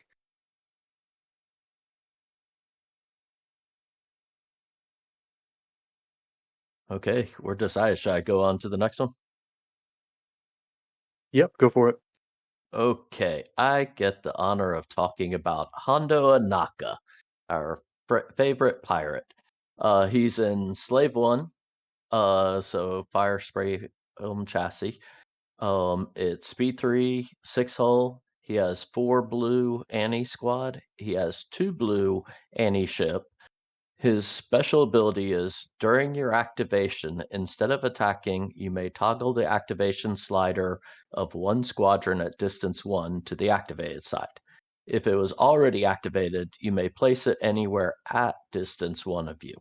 He is a bomber, he's grit, he's rogue, he has 2 braces, and he's 24 points. So he is only in my mind shadowed by Jendon in faction. He can play with steel, you can debate on them, but he is an excellent squad. His abilities are excellent, and I would consider it 2 separate abilities between if they're already activated or if they're not. If you want a fun game or fun use of him, I will say that, first of all, I will say in background, I have probably played against Deltakin in more games than almost anybody out there because it was in my own house over and over and over again. You know who I'm talking about, you know what I'm talking about, and just that same fleet over and over. And I wasn't playing him at the time, but have played him some. There is nothing quite as satisfying as having Hondo go over and tap Annie and say, sorry, you're not activating. Oh, and next turn, I'm going to do it again because where I'm placed, you're not going to get your squads to kill me. So next turn, I'll do it again. Yes, I had to activate it with a squadron command, so it happened first, but still, it was beautiful. And that's not even the stronger of his 2 abilities. His other ability, you can make use of it with the whole Mauler FCT that we were talking about before. He also is excellent on early in the game. he moves, he grabs someone at distance 1, means a bare little part of their squadron is still within distance 1 of him. So it's actually how far they get moved is pretty far. And he can go and just grab someone, move them towards the rest of your squads, and then they can attack them. Even if they don't have rogue, they're now within distance. So his two separate abilities are both amazing. And in some ways, it almost feels like if you're actually using his 4 anti-squad dice, then you're actually doing something wrong with him. There's probably a better bang for your buck. And if everything's done in squad game, well, he's a 2 blue bomber. That's pretty awesome itself. So he is S tier in my world. He is right near the top of S tier of all of the squads. I put him as one of the 5 best squads in all of the game. So that's my take. What about you guys?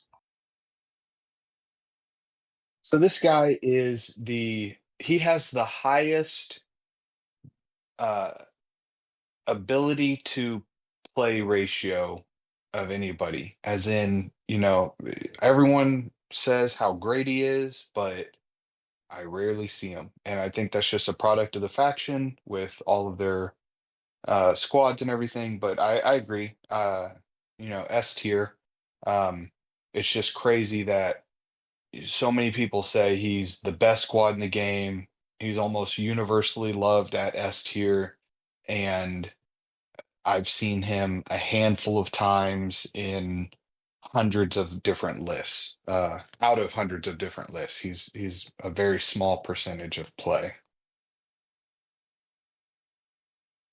I would say Hondo is has a high skill floor. Um, not exorbitant, but in order to set everything up, you kind of have to have. He's nice to have in a lot of lists because of ability to turn people off. Uh, in terms of activation, and he's a decent bomber, decent against squads.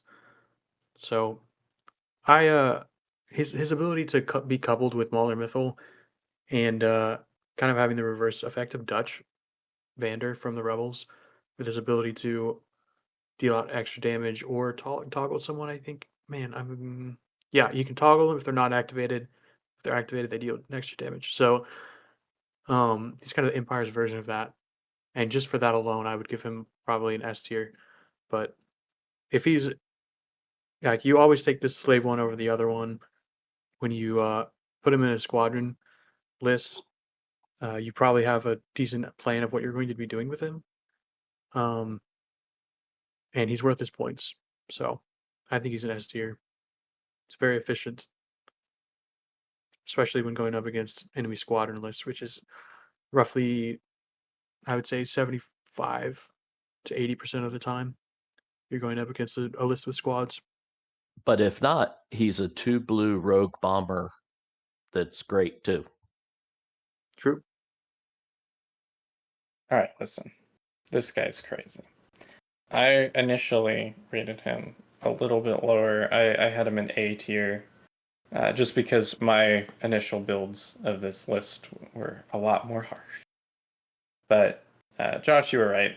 This is one of the most, like, the highest skill floor, lowest skill, or yeah, highest skill floor and ceiling squadrons in the game. He does require a little bit of extra play to get used to him because he works on a fundamentally different level. The place effect isn't like anything else in the game. But if you can master that, I mean, you can kidnap Anakin and shove him in the middle of your ball, just like Justin said. And he has so much versatility in the way that he does 3 jobs really well. He either taps their stuff, he moves their stuff or your stuff, or he's a bomber. And he does all of those things super well. 24 points is up there, but I mean, you're paying the premium for a premium squadron, and I'd be happy to have him in S tier. Although there is a specific world's judge that didn't want to be on the podcast, so we're going to flame him a little bit, and my actual rating has to be F tier for Hondo. So, Lark, I know you're listening, but it's got to happen. Wait, are you putting him in F tier just to spite? No. He's an S tier squadron. Okay, this So isn't one hot last take. I had to get That's another some blood podcast. pumping first. We should have all just like discussed that we were just going to rag on Hondo and fight of whether he's in F tier or D tier, and then did excellent. that We for missed it. do that for a good 45 seconds, make Lark freak out, and, and then go ahead and give our honest opinion. But The one comment that I will make that's the only slight pullback from him is that it is something where he is much better. If he loses a little bit of his effectiveness when you're playing a much higher level opponent, and I can understand that, but still he is affecting the game so much that he's still S tier. And also, even if that high level opponent makes one small mistake, if they misplace Pounce. things ever so slightly, like you got him, Pounce. it's over. Yep. Yeah. Yeah. I mean, literally in one of the last games I played, the sheer fact that they got Tempest, which was their main escort, a little too far away, and Hondo at the end of turn one, second to last squadron I activated, was able to move just in range the Yank Tempest away from their squads and get him within range of, I think it was Steel. And I ended up like being able to kill him in short fashion. And it just little ever so slight distance mistake and game changed. One last analogy before we move on, I promise. But at Worlds, I played against the Sloan list, and he sent in Saber Squadron, sniped one of my, I think it was Shara or something, and then came in with Jendon to double snipe. And then in the squadron phase, I moved my squadrons up to go and engage the snipe, so he can like ignore my counter anymore.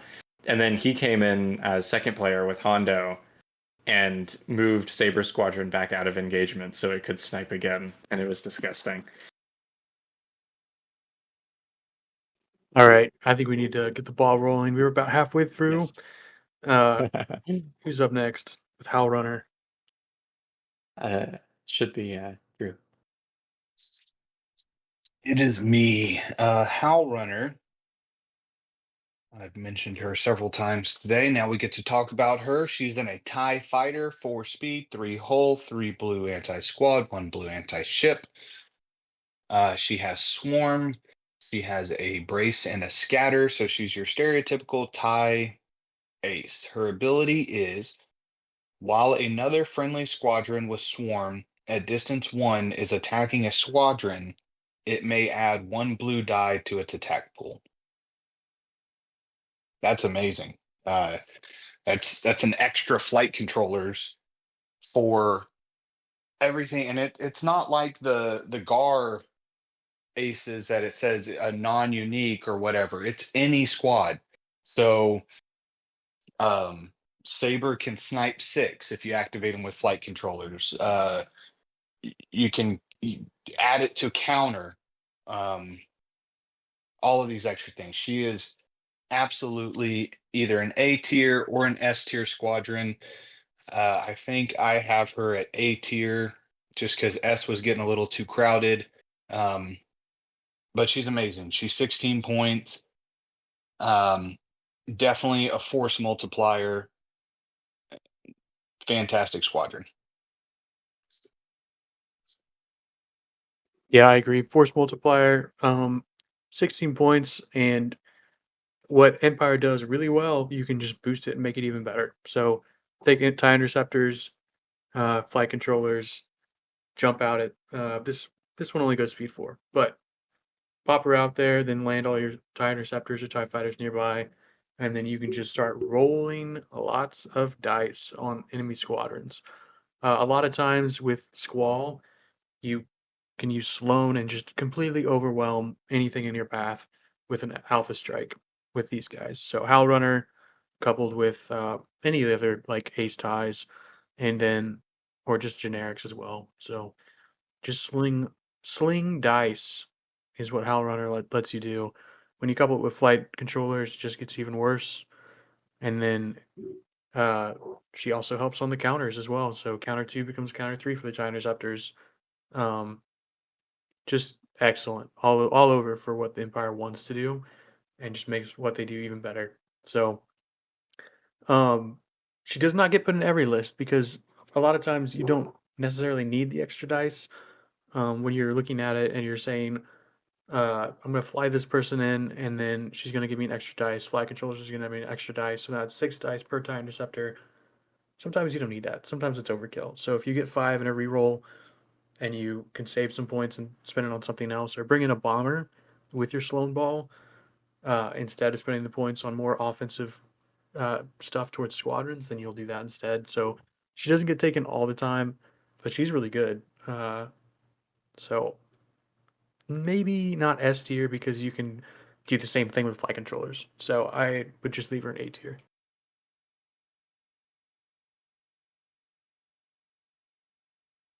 I I don't know. I think that Hal Runner is the leader of the B team squadron group that Drew brought up. There's really not a lot of places for her right now. And it's kind of sad. She is one of the coolest and most interesting parts of like Wave 0/Wave 1 Armada. Um, her stats are fairly well balanced, like, all after all this time. And there are still lists in 2024 that would want her. The main issue is while she's really good on the Alpha Strike to get in those extra dice, there are no squadrons in the game that have Escort and Swarm. And so, like, she's just gonna die. Like, you're gonna get use out of her ability for exactly one activation. And unless you position things really well and are able to kill enough of your opponent's things on that Alpha Strike, then she's just gonna get eaten up on the second turn. And 16 points is it's pretty cheap for an ace, so it's not like you're losing a whole lot there, but still, it feels pretty bad when you build an entire ball around Hal Runner and then she dies on the clapback. So I think that she's B tier, and she just requires too much work and dies too easily to be higher for me. And just so y'all don't come for my boy Bodie in the comments, yes, V19 Torrent, whatever guards do have Swarm and Escort, but they're not Imperial. I got your See, back, Bodie. Thank you. This is why you're my true best friend. So one thing that I'll throw in is she is the Sloane's best buddy. Getting the extra blues out there, you're already probably going to have flight controllers. Being able to throw the extra blues out there is huge. And may I introduce you to my favorite friend, Black, who can, depending on your positioning, can soak up enough hits that a scatter brace squad can be around for more rounds. So in a Sloan build, especially, Hal Runner is excellent. So I put her as an A tier squad. So that's my world. All right, A tier she is. Alrighty. Bodie, you got the next one. Oh, I sure do. Next up, we have Whisper, who I found out about an hour ago is actually she, her. Because I was looking at this art for the first time, and there's like 2 TIE Phantom pilots. And so I said in the little chat, Whisper and her best buddy, Whisper. Which is a terrible joke in retrospect. I'm so sorry. Anyway, I laugh. so Whisper is in the TIE Phantom. She has speed 4, 4 hull. Anti-Squadron is 4 blues. Anti-Ship is 2 reds. Cloak, Brace, Scatter, 20 points. And after defending against an attack, if you spent a defense token, you may move up to distance 1, even if you're engaged. So here's the deal. This card, the one that will appear on most people's Ryan Kingston, is like D tier. However, there's a promo card, which I also learned today, I think it came out last year's World Open qualifier kit, and now that card is like S plus tier. Um, it's yeah, I'm gonna stop talking. We're now grading on alt arts. Yes. But to your point, we'll still go back to say the D that you were leaning to before the alt art discussion is where Whisper probably lives. Yeah, her ability's bad. Yeah, it is something that she can get benefit from it, and I have played against her.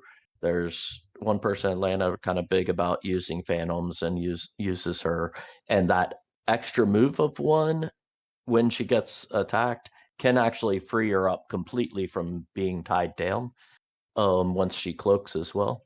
But the ability is not really worth much. She's points based off of she's like 6 points, which isn't bad for a scatter and brace.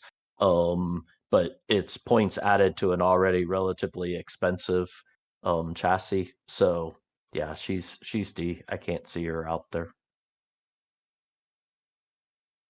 I do like how Bodhi went from thinking she was a guy to simping in about 30 seconds, and when he admitted it on air. So I love it, Bodhi. That's why I said I'm not gonna talk. But yeah, D tier. It's unfortunate because the Phantoms are so cool. I ran a Phantom list for a little bit with Sloan, had Whisper and a bunch of Phantoms, and it doesn't work well. It's fun. It's cool. It's different. It was a fun list. But yeah, D tier. I think you guys are being too nice. Let's be honest. Phantoms suck. They suck bad. Uh, the generics are overcosted. They have 4 dice, but then you gotta get a second officer in there to reroll them. It's just bad. The 2 dice against ships is unreliable. 2 reds. It has a damage spike potential, but for 14 points, you are effectively giving points away whenever you put these on the board because the enemy can just wipe them off the board at 4 hole. It's laughable for the generics.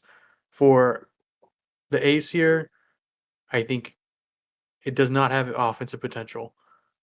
It the only use the case this person has is whenever you put them around a station and then they become annoying and can stay alive for a long time. Do they stay alive forever? I don't know. I haven't played in such a way that that happened. Whisper does.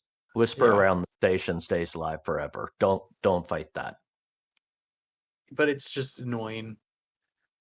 It doesn't have the offensive potential to do more than that, and so it can protect, but it cannot attack. So, in my opinion, it's too expensive for what it does.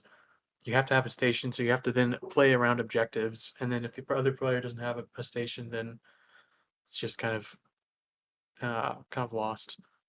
I really don't like it. I like the squadron, and the alt art is super cool, but yeah, I don't. It's not for me. F tier for me. So we got 3Ds and an F. I'll I don't know. I kind of want to use my pull just to take this one down to the depths. I wouldn't argue too much. I definitely have not seen her on the table, and I feel like I probably never would. So Yeah, I'm gonna do it. I'm gonna say that My she's only F tier. rebuttal is you said her damage potential isn't there, but her damage potential is 4 damage to a ship. I'm just put throwing that out there. That's pretty high. It's pretty high, but I don't trust red dice. I'm using Oh, my true. I'm using my pull and taking it down to F tier. Boo. Yeah. I like the squadron. Like even when I bought the pack and pulled out Whisper, I was like, this sounds super cool. Like a Phantom. I love Phantoms, but Phantoms in Armada I do not love. So up next we have IG-88, the original, the OG, and the IG-2000. He is speed 5, 5 hull, 4 blue anti-squadron, 1 black anti-ship. All right. Gotta pull over this. All right. Special text reads: You may ignore, escort, and counter keywords on enemy squadrons. Counter to rogue, scatter for defensive tokens, and 21 points. This guy, in my opinion, he's more effective than the other IG-88. His ability to ignore, counter, and escort means that he is the assassin. He will jump in, and then whatever you want him to shoot at, he will shoot at it. He'll ignore everything around him and just go for broke on whatever you've got. So I think he's better than the other IG-88, but I think at his current point cost, he's still not takeable. Um, in comparison to other factions, I think that he should be costed similarly to like Tycho and Shara. While I do think that Tycho should go up in points and Shara should go up in points by a little bit, I think they should meet probably around 19 points, something like that. Um, 18 or 19. But he doesn't find his way in many lists, and it's mostly because he doesn't stick around too much. I think he deserves grit, but where would I put him? Let's see. Probably B tier. He's like functional, but just costs too much. I think he's better than fun tier. Crap, B tier, Yeah. dude. That's wild. There's no way this guy is any higher than D. I had him. I had both IG-88s and F originally. But if IG-88B is going to be D tier, I think his other copy of IG-88 not B should also be in D tier. The problem is there's just not really a reason to take him when there's so many other more efficient things. You said that his job is like a damage dealer assassin, but there's just better damage dealer assassins. And like escorts are not a super prominent thing in the game right now. They do exist and they do cause problems. But there's just so many ways to get around it. And especially like if we were to compare it to Hondo, Hondo's just going to rip the squadron that you want to eliminate out of the escort zone and just let your other squadrons deal with it. And I don't know, like there just doesn't seem to be any reason why I would ever want IG-88. He doesn't even have a cool effect. Like the IG-80B effect is at least something interesting and neat. And this is just like, okay, I'm going to go in and I don't know, kill Shara instead of Wedge or something. Like it's just not helpful at all. And while he is okay-ishly statted, it's definitely nothing to write home about. And having the single defense token means that he's probably not surviving as long as you think, because accuracies exist. So I don't think he's good at all. He did. I'm pretty sure he came out before Saber Squadron. But now, in the present world, everyone you take Saber Squadron and Colonel Jendon to do what this guy used to do. And instead of diving, they just snipe. So I do agree that, like, in the present meta or present state of Armada and at his current point cost, he's not really takeable. But I still think he's functional.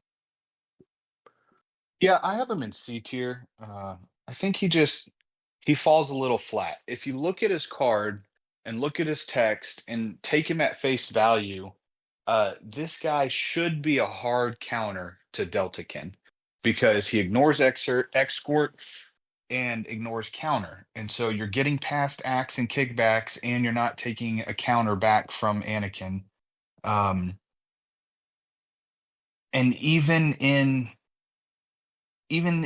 though he seems to be a hard counter for one of the best squads in the game, he doesn't see any play. And I think it's because of his other deficiencies of, one uh defense token kind of hurts him. I feel like the scatter brace is kind of the standard for scatter aces because if the scatter gets accuracy, then you're still mitigating damage with the brace. And if both get accuracy, then you're probably not taking too much damage because they're spending two die on accuracy defense tokens. So um, I put them in think C tier, and that's probably a little generous. I don't think he's F tier, but he could be D tier easily. All right, we're gonna meet in the middle and just call him C tier. Who's up next? Yeah. I'm going to put one quick comment in on IG88. No, no worries. So he's you would think he could go in and do that type of an attack against like the counter ace or something like that. He's 4 blues without any way of rerolls. He's not swarm or anything like that, and so he skips past the escort, and then he just doesn't do as much damage as you would hope, or he could get lucky. But so I had him as a D personally. Um, just I not an F, but not very useful for his points. Yeah, maybe he should just ignore defense tokens.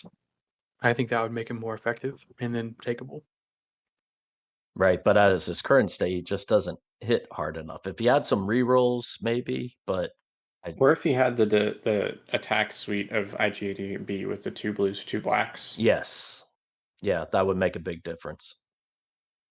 Put him in C or D. I don't even see him in C. But Yeah, you're probably based. We're gonna put him in C tier just because it's in the middle. All right, Laugh Fuzzball, you got the next guy up. You need to talk about Merrick Steele. hold on, wait. I want to use my poll and put him in D. I don't want to publish a list with IG-88 and C tier. Get that shit out.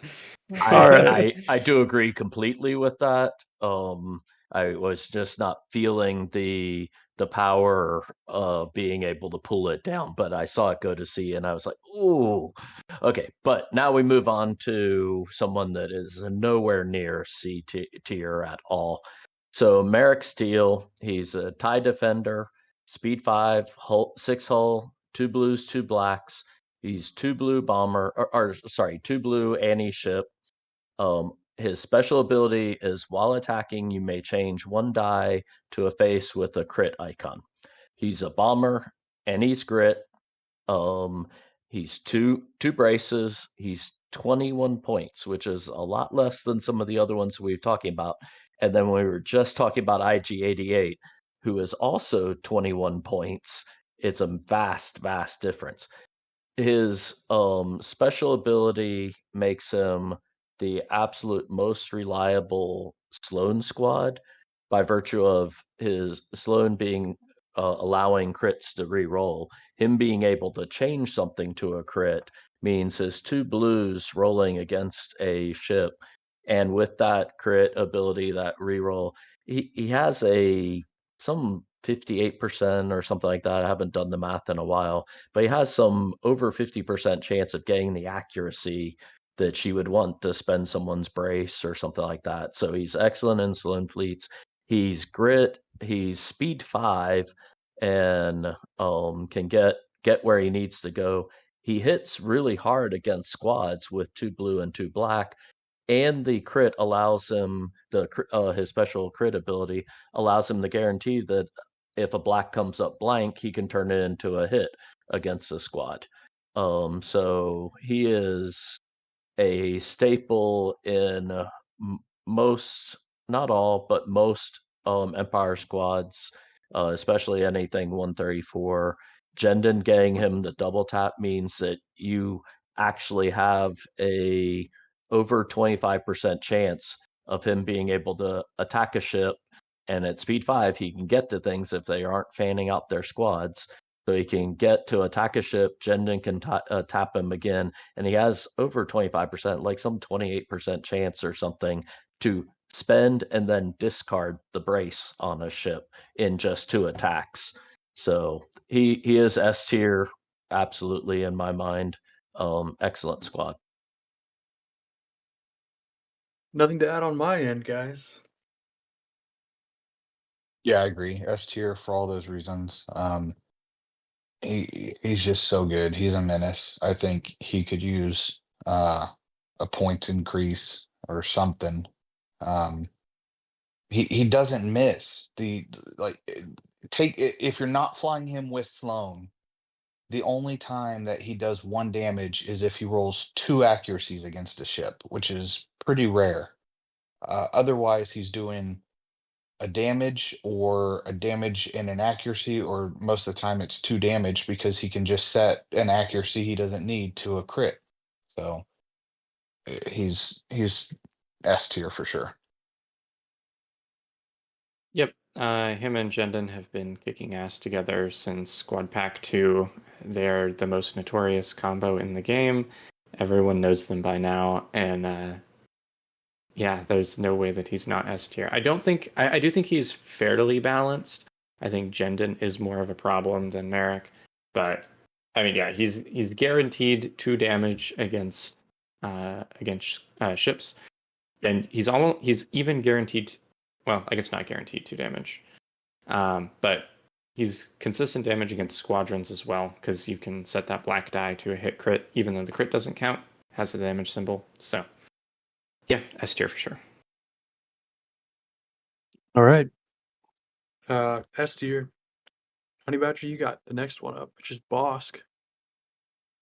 Yeah, Bosk. Now, Bosk, he's in Houndstooth, 3 speed, 7 hull, 4 black anti-squad, blue-black anti-ship. He's not a bomber. He's got grit, he's got rogue, he's got a single brace for 23 points, and his ability is while attacking, if you have 6 or fewer hull points remaining, you may add 1 blue die set to a accuracy icon to your attack pool.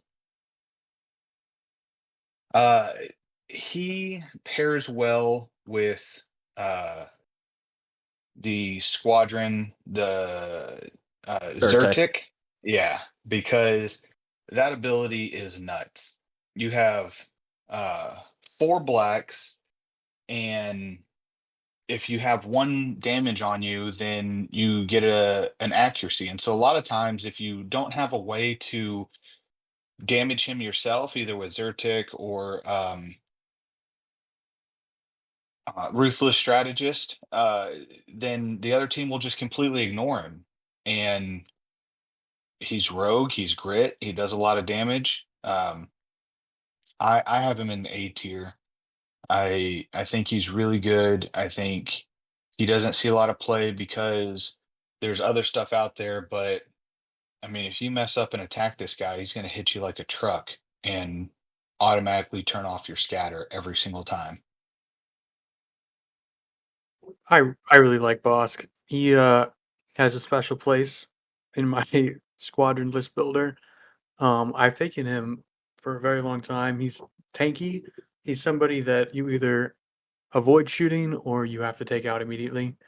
You can couple him with Zertic Strom, which is like nice. It's like the only synergy that Zertic has. Maybe I'm wrong, but yeah. So you can trigger Bosk, and then Bosk can run around with Rogue and start doing lots of damage. His accuracy works against ships, so he can jump in and shoot at flotillas and do some damage. It's not as efficient because you don't have bomber, so sometimes you'll miss, but you will not miss the scatter, which is great. Um, he is the annihilator of generics, which is kind of a theme for several squadrons like Vader TIE Advanced, and I'm trying to blank all the other Black Dice squadrons. Let's just say. Anyway, um, pretty good for his cost. Maybe questionable, but he is a 7 hull squadron, so often those guys get boosted up. Um, I have him at B tier because he's functional, but not A tier where he gets play. He's expensive, so you have to you can build around him. If he gets stuck next to a scatter squadron, that sucks unless you have the accuracy. So you need a way to proc him, and the other player may not let you. So B tier for me. So I'm gonna be the descending opinion. So I put Bosk lower than that, because in a lot of ways the downside of just not attacking him is not that large. he's a fairly expensive squad that, yeah, he's going to be able to throw on average 3 damage at a generic. But he can get tied down, or he can be speed 3 and trying to kill some of my generics. But if I do have to commit to I'm gonna attack him and then keep attacking him, then he has a single defense token. It can get overpowered if you have enough squad attacks. You can kill him, but I'm also not that scared of just letting him like go. Now, if they have something where they can auto ping him, then he becomes a priority target. But if he's attacking a squad that has braces, he can't get the accuracy unless he's been damaged, and you can brace it down to 2. He can't do more damage than that. So I don't view him as that threatening unless they have a way to auto ping him. And if they do, then I'll try to kill him. But I put him at a D, so I may be way low on it compared to others, but he's not one I see, and he's not one that I fear. See, I like having Laugh Fuzzball here. Every time you've said you're the dissenting opinion, I agree with you almost 100%. So you guys have talked about how even Ruthless Strategist is the obvious combo in my opinion, and it's the most common and probably the best of the auto ping options currently. And yeah, that's pretty cool. But what you don't think about is once you get that first damage, it's so easy to attack him because now there's nothing stopping you. And if you don't have the auto ping, there's nothing he can do against scatter aces. I'm going to stick my Shara or Tycho right next to him, and he's going to be stuck there all day. Yes, he has grit, but I've got to put something else. But you get the point. He doesn't do anything against scatters until his ability is online. But the real kicker for me is his biggest nerf came with the removal, or not removal, but the nerf to onagers. Because orbital bombardment particle cannons does 1 damage to all squadrons at distance 1 of the ship.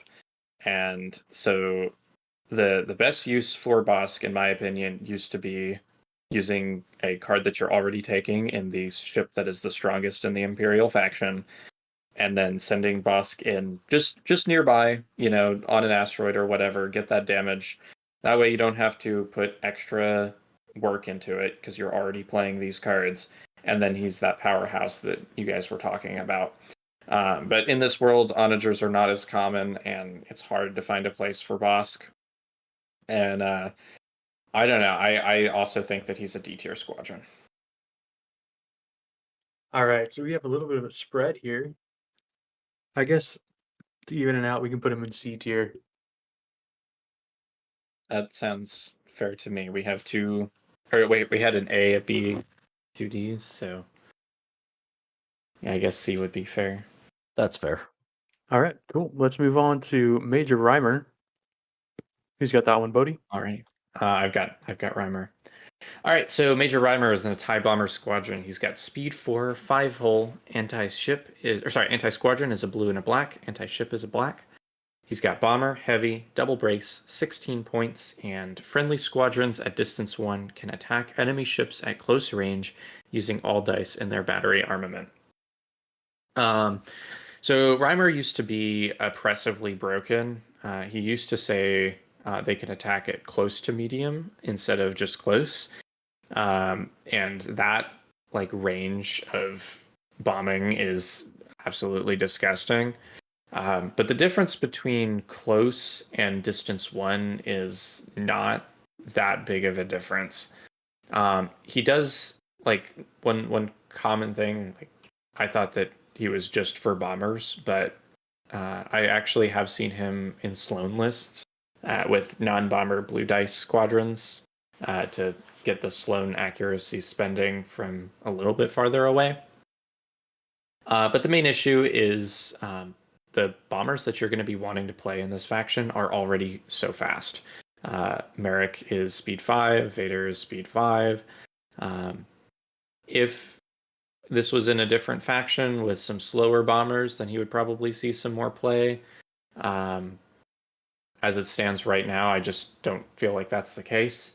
There is probably a world for him, and some fleets do benefit from having him around, so I have him in C tier. Buzzball, where do you have this guy at? So I will admit that I had him fairly low. Technically, I had him at F in the current world, but with the definition that we were using, that's different than what I initially ranked at. I would put him as a D squad personally, because the buff that he gives isn't really all that big of a deal. He does get two braces, and he does add a blue to his Annie squad. So a blue black is at least something in Annie squad, a little better than the TIE Bomber's single black. But for all of that, he also adds 7 points to it. So to me, I fall back to saying, instead of Reimer, I might be better off with just two tie bombers or a tie bomber and something else. So for me, he's a D. I just don't see a use for him. And once he got nerfed, I just don't see a use for him. Drew, do you have anything to say about this guy? I have him in I think B tier or maybe C tier. I was trying to find it when I posted in the chat. Yeah, I have him in B tier. Bravo. Just I think he in a vacuum in the faction he's in. If you want to rate him lower, I don't blame you for that. Um, but I think he's a cool squad. I think he's a good squad. Good bomber.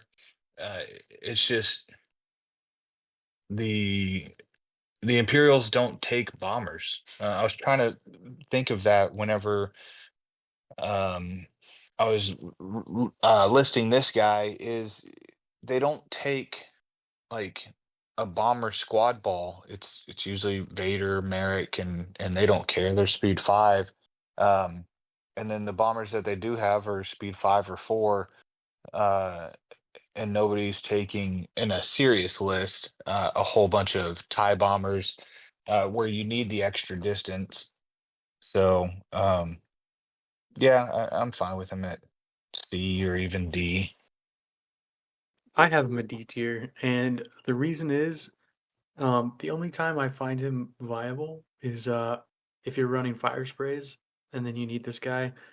What this guy does for you with fire sprays is everybody else has rogue. This guy can fly around, and then your fire for sprays essentially get bomber snipe. It can help you out a lot with chasing down small ships that are extra speedy and can get away from you.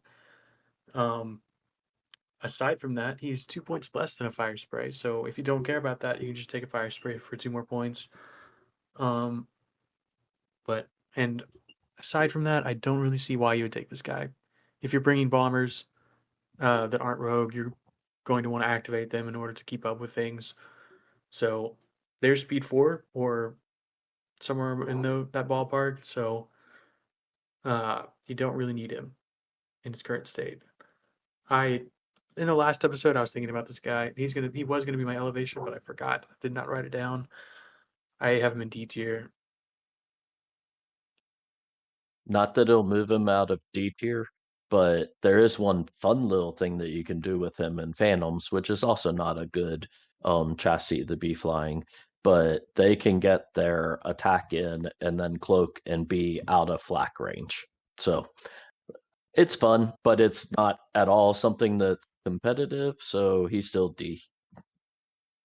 I think I can be perfectly happy with him in D. It's not like I'm going to argue for for this guy. So yeah, D tier sounds good to me. All right, we're gonna get a move on, and up next is Moral Oval. He is speed 3, 7 hull.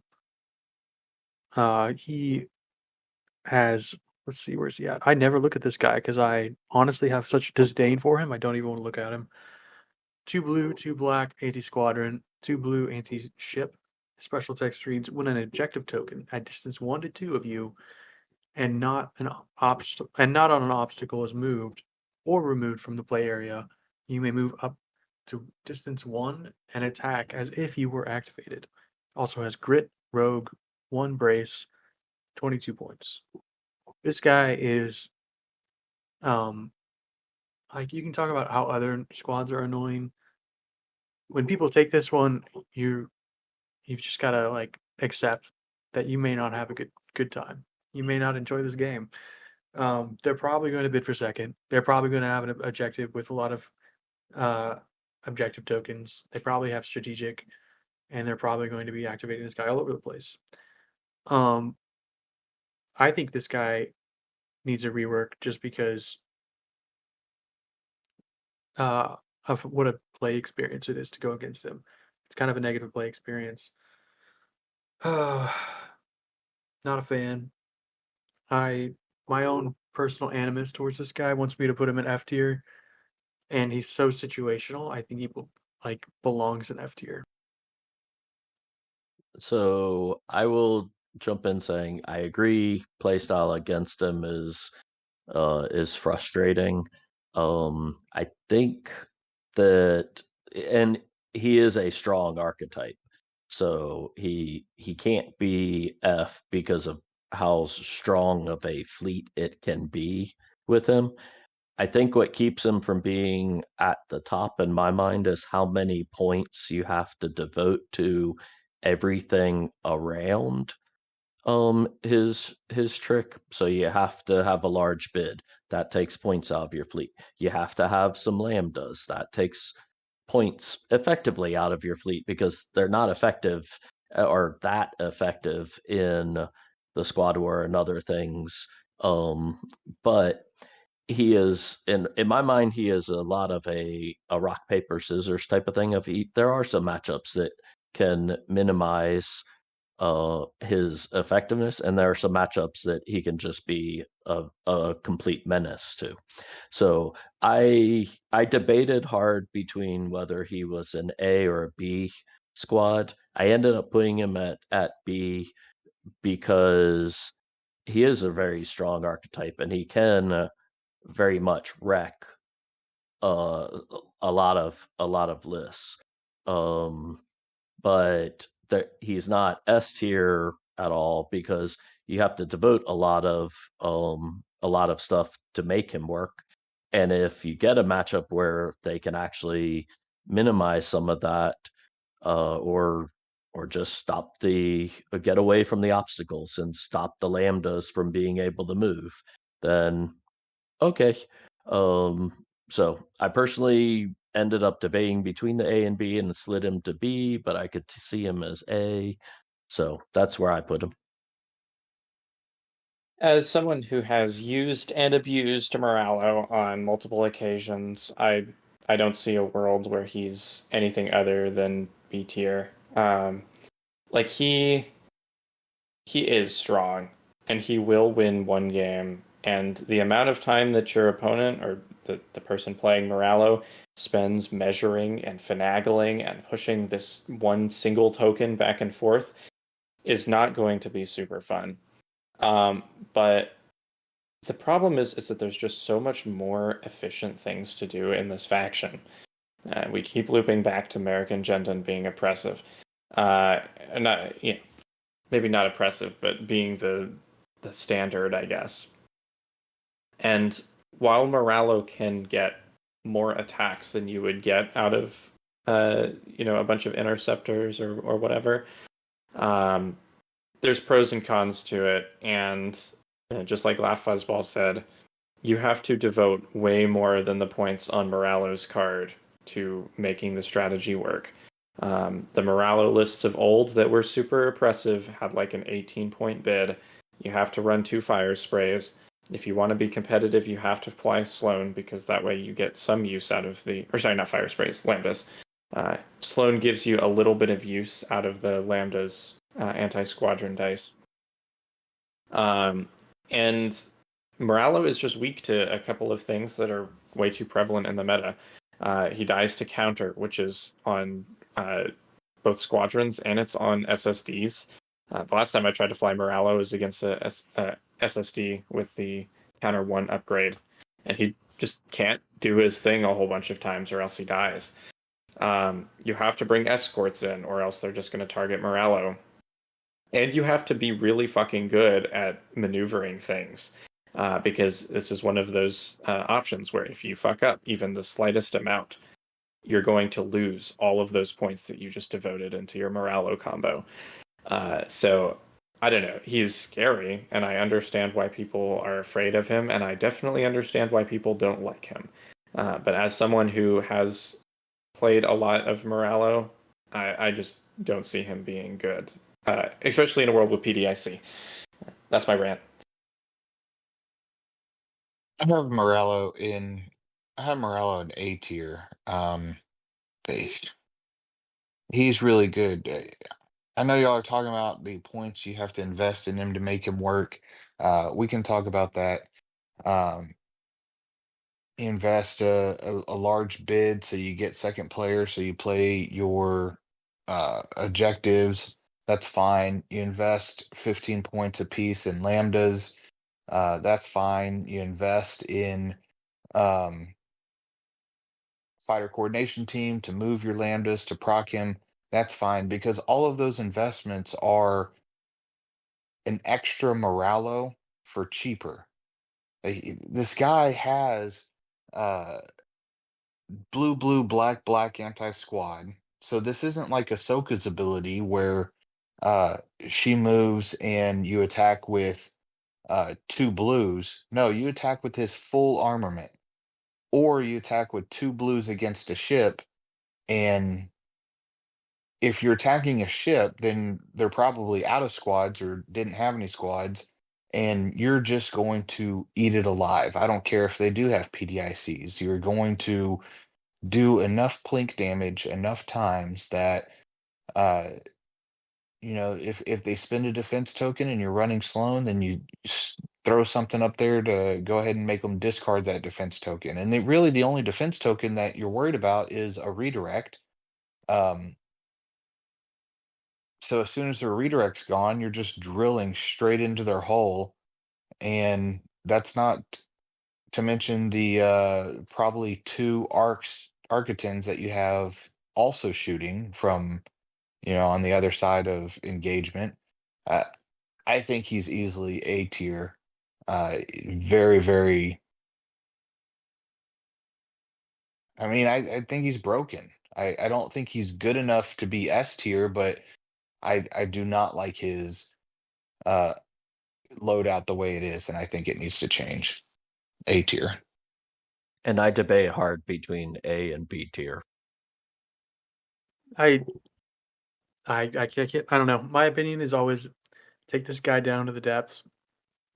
Uh, I do see why he's why how he can be useful in when you build the list around him. Um, I just don't think I don't know. I don't think my opinion is very valid on this one because I have my own uh bias that's baked into this decision. So we have two B's and an A. Well, we have a guaranteed A, uh, between A and B. I also kind of am between A and B, but the thing is, like, if you are real Veers, then Moralo is an S tier squadron because he knows how to play that fleet so well. But if you're the average person, then he's just not good. Like, he requires perfect precision. Here's my perspective on this, and this is why I think so highly of him and rate him highly. One of the guys that taught me how to play Armada, that I played a ton of games with when I just started playing, um, never beat me until we played in a tournament one time and he was running a Morala list. Up until then, he'd ran droids and Empire, and I beat him every single time. And then he ran a Moralo list and he won a tournament, and then he took it to and we didn't play in that one. Then he took it to the next store tournament that we played in a couple months later. And I did play against him in that one, and he beat me. So I don't know, and he's not a bad player. I'm not trying to say he's a bad player, but I don't know if the precision and the skill floor and all of that are as high as he's made out to be, um, given that experience with him.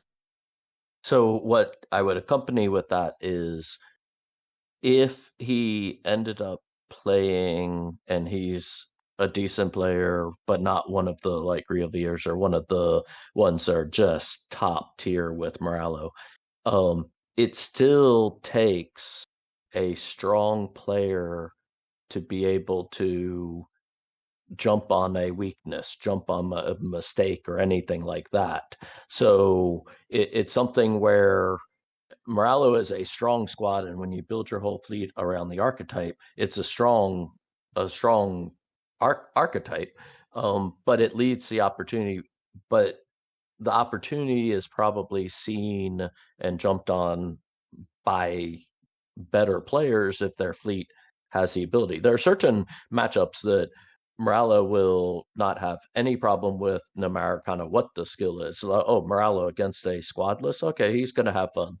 Um, Morallo against something that's not that good of a squad component, but a good player can catch a Morallo player making a mistake. So I debate hard on the A or B because he easily could be an A squad. He's not an S because he has some matchups that, because you've devoted so many points to it, that he's going to possibly get stopped and then will get beat solidly because the rest of the points not that effective. So It's definitely the most controversial one. Yeah, I do appreciate the fact that he has his own meta. I don't know if there are any other squadrons out there that just have their own meta. Period. Like, it is a flavor to the game, but it's for me, it's like black licorice. It's not something I'm into. A good way to put it. Maybe I'll bring him to Osmos this weekend. Just cause some pain. Please don't. All right. I love how you're like, you don't want to play against him, but you have him in F tier. Like, oh, he's such a pain to play against, but he's F tier. For me, it was like playing against Anakin before he got nerfed. Anakin Commander. When I was playing Rebel MSU, and that's like my favorite thing to do, and then something's released where it's just kind of a hard counter to it, and it makes playing the game not fun for me. And so pre-nerf, uh, that was like I had to build a list specifically to go against Anakin Commander, and I think everyone had to at that point.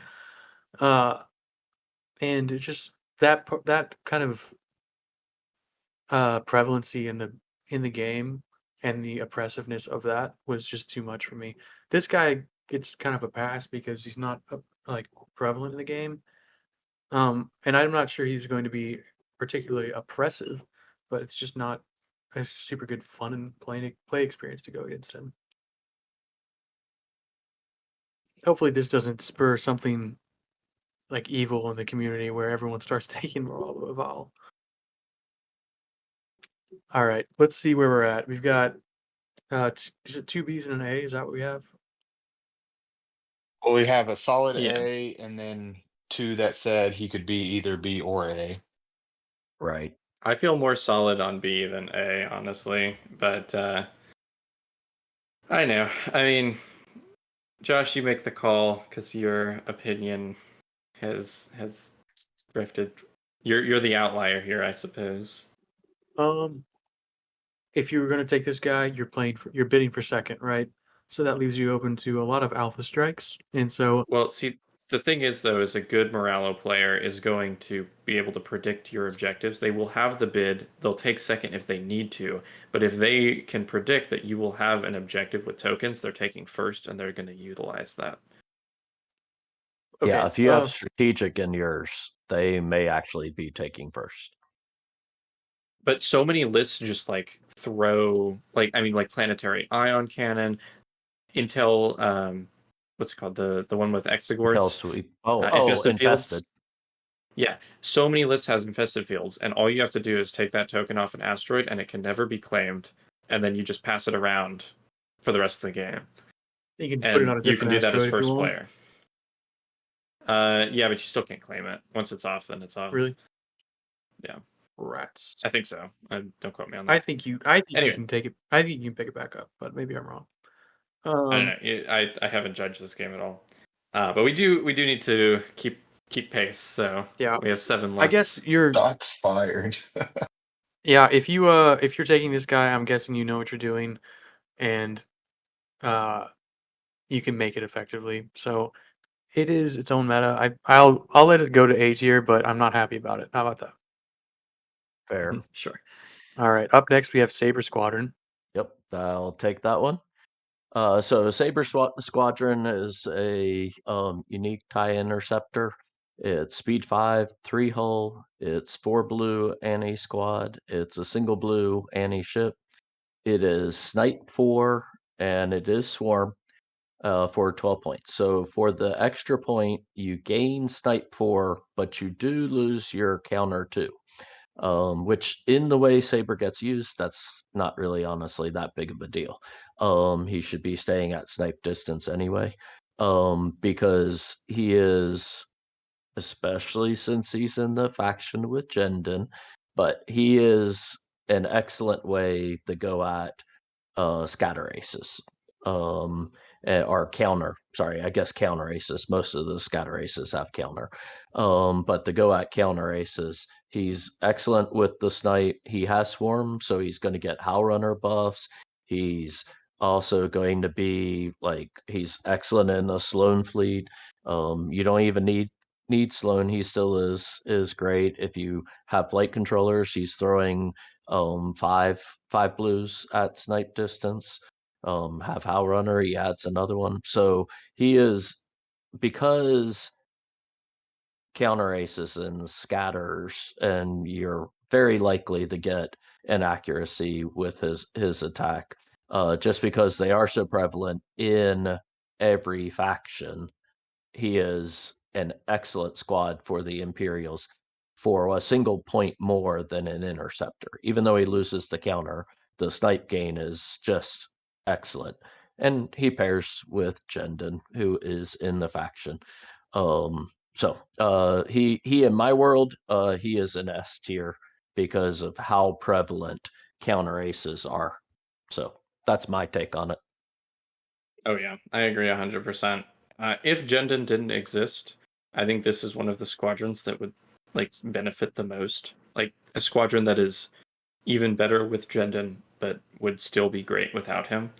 Um, I mean, it's just free real estate. You get so much damage that they can't do anything about, and this is this is what the IG-88 assassin wants to be and fails. So Saber and S. Yeah.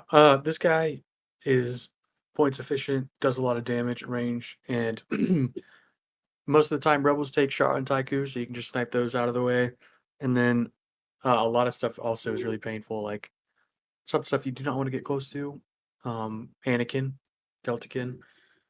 So super useful. And then, like you said, even without Jen, and you add flight controllers, and I guess Howl Runner doesn't work with her or this one, but the ability to reroll and snipe is exceptional. I also have a S tier. Yeah, I've got S tier also. So we can probably safely put that there and go to the next one. Yep. All right. Up next is Morna. All right, Morna Key is in a decimator, VT49 decimator, 3 speed, 8 hull, 3 black anti-squad, 3 blue anti-ship, counter 1 rogue, a brace, 27 points. Special ability is while attacking, you may spend 1 defense token to re-roll any number of dice in your attack pool. When you activate, you may recover one of your discarded defense tokens. So, yeah. Monarchy is a solid squad. I have I think it's a her. I have her at B. Um as Matt pointed out to me on Discord the other day, Monarchy was in a top 8s list at Worlds. It just so happened to be his list. Um but I'm not crazy about the single uh defense token. It's easy to accuracy that and still get a large amount of damage, but the ability to recover your defense tokens is also um pretty cool with the rogue, and then to be able to reroll uh 3 dice against a ship, 3 dice against a squad is pretty solid. So I've got her in B tier.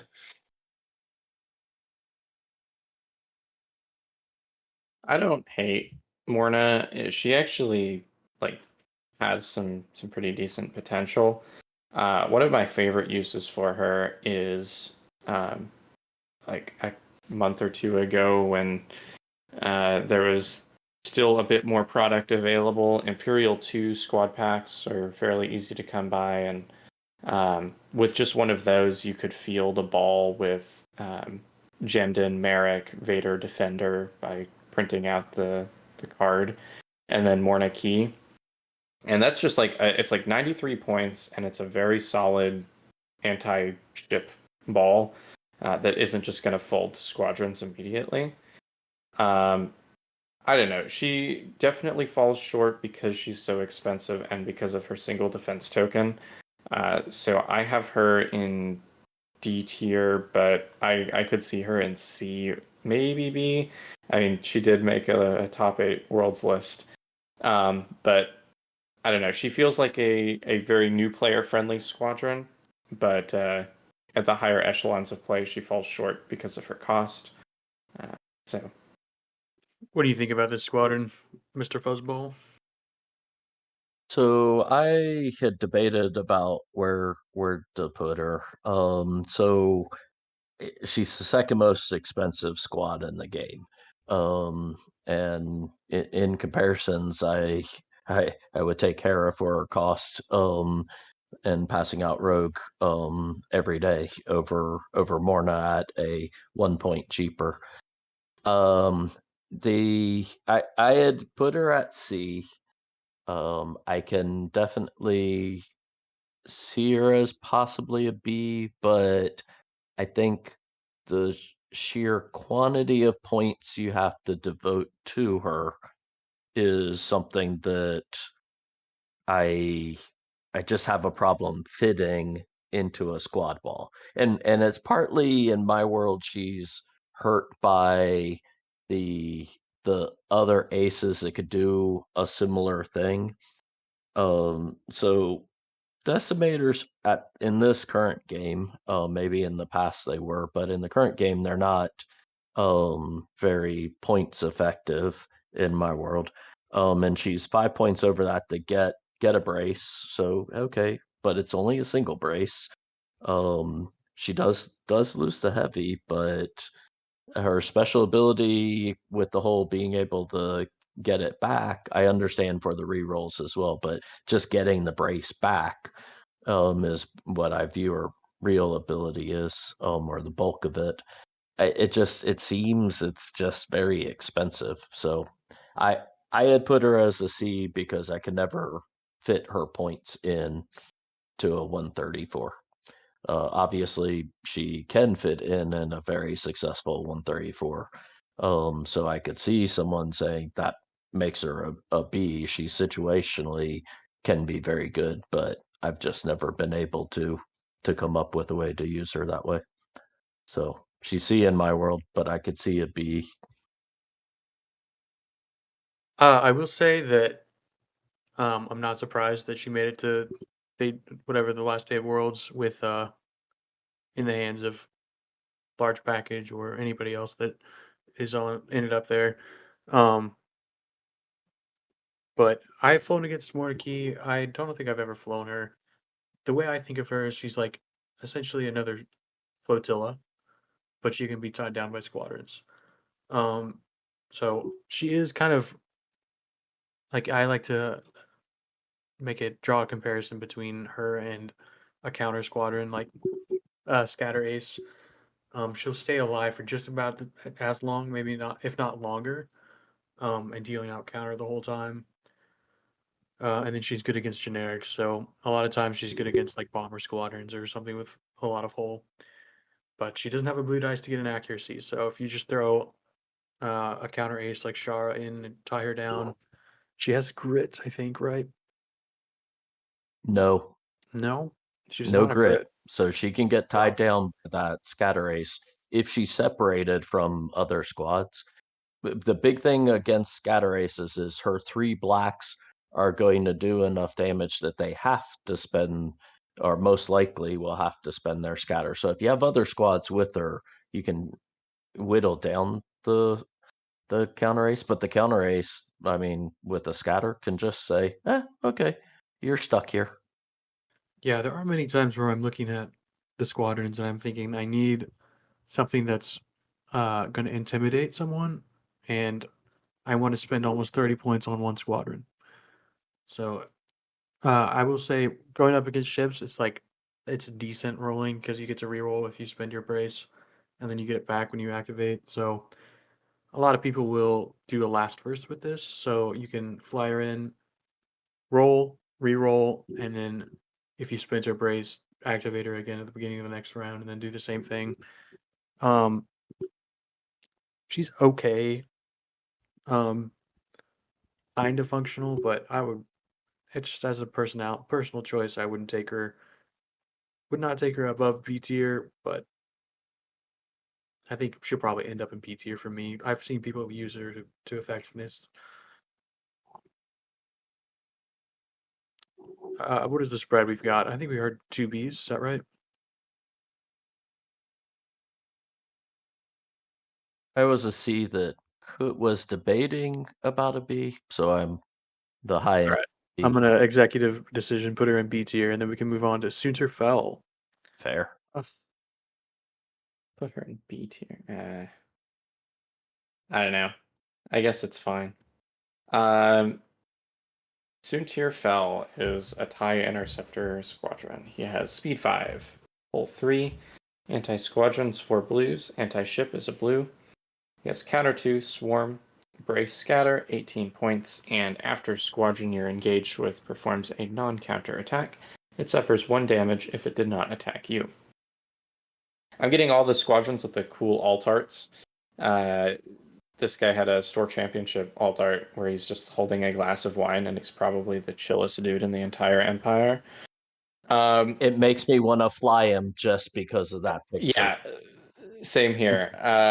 The problem is, even though I've had that card for almost a year now, I have yet to put him on the table. He's really situational. I mean, he is an interceptor ace, and so he can't be like too bad. But I think he's outclassed by all of the other interceptor aces and even a couple of the TIE fighter aces. If you are going to fly him, it's going to be in a small ball. But rather than going for more interceptors, you're going to put him with an escort or two. So he does pair pretty well with like Tel and Zartik maybe, because then they attack the escort and they did not attack Soontir, so he's like, haha, take 1 damage. The main issue that I compare him to is Muller Mythal, and Muller Mythal is guaranteed to do that damage just by landing, whereas Soontir requires some setup and some positioning. So I think Soontir is a fine B tier squadron. I think that there is a place for him. It's just a niche list, and it's definitely more towards the fun tier end of B. But he's not bad. Soontir Fell often does not find his way into a lot of squad balls. I think it's because he's 18 points and because people want to take Colonel Jendon and Merrick Steele. The only time I really see him get played is whenever he's in like a defensive build where you're trying to stall. I like what Laugh Fuzzball said, where he said a stall ball, I think is what you called it. Yeah, I mean that's a classic. Just you're just trying to slow them. Others will call it speed bump, though. A lot of times, I think of speed bump is when you only have just a couple of squads. So Soontir does work in that kind of mid pack, mid tier. You've got 50, 60, 70 points. Because he is 18 points.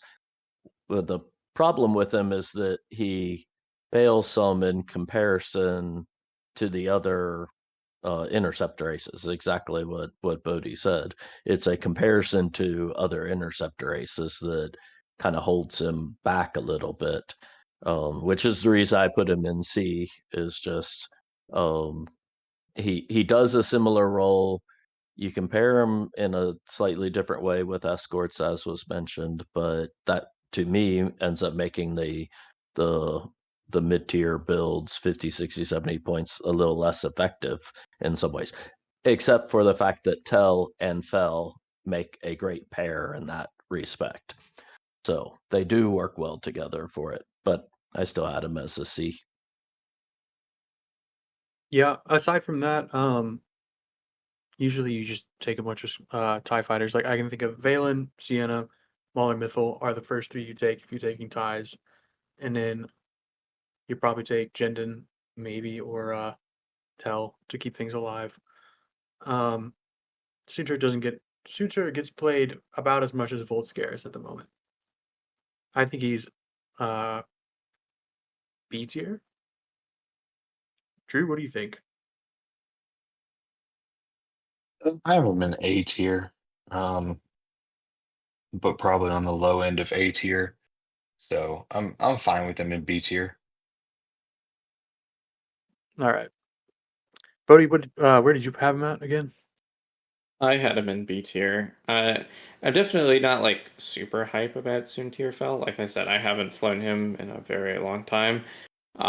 But there's a place for him. It's a niche place. He requires the extra work that I mean B tier for me, which I've said a bunch of times now, is it's stuff that could be good, but it requires you to put extra points in your fleet into slightly suboptimal things to make it work. Um, but I mean, there's potential there, and once I like next year, I'm going to work on playing more casual lists and not just tearing up the Arkansas area. So maybe I'll put Soontir on the table. All right, Fuzzball, where did you have him again? I had him as a C, but I don't have a problem with all of you guys having him as a B. I'm not going to Okay. argue with that. All right, sounds good. I was gonna say, I think Bodie, you said something about there not being a lot of hype about this guy, but I think a lot of us don't have a lot of hype at this time of day right now. Yeah, it's getting pretty late. Also, one other thing, we do have Flak Arfrock in B tier, so they're very similar abilities, and I think they fit nicely together. All right, But let's move on. I'm getting tired. sure. Up next is Tel Travura. Tel Travura is in a Jumpmaster 5000, 4 speed, 4 hull, 3 blue anti-squadron, 1 blue anti-ship. His text reads, while you have a ready defense token, you gain escort. After defending against an attack, if you discarded a defense token, you may recover up to 3 hull, even if you would be destroyed. He has grit, rogue, a brace, and a scatter, and is 17 points. Tel Travura is the quintessential uh, stay away from the rest of my squadron. So you put him out there, he will tie people down. You couple him with something else that people can't shoot at or don't want to shoot at, like Valen Rudor or uh, Volscaris or something. Um, well, I guess he's got escorts, so they couldn't shoot at him if they wanted to. Suterfell also, like we just mentioned, 17 points. He is a steal for that price with Rogue. He'll jump around at speed 4, lock stuff down, and then when he dies, he comes back to life quite often. I think the the highest number of health points I've gotten out of this guy, I want to say it was 9. Yeah, I think it was 9 health points. So I think he's an easy S tier for me. What do you think, Bodie? I feel like I might be the dissenter here. I know for a fact that this guy's really popular. I only have him in A tier, mainly just because he isn't quite at the auto include status that some of the S tier squadrons are. Um, I definitely don't think he's bad by any means, and he's at the upper end of A tier, if anything.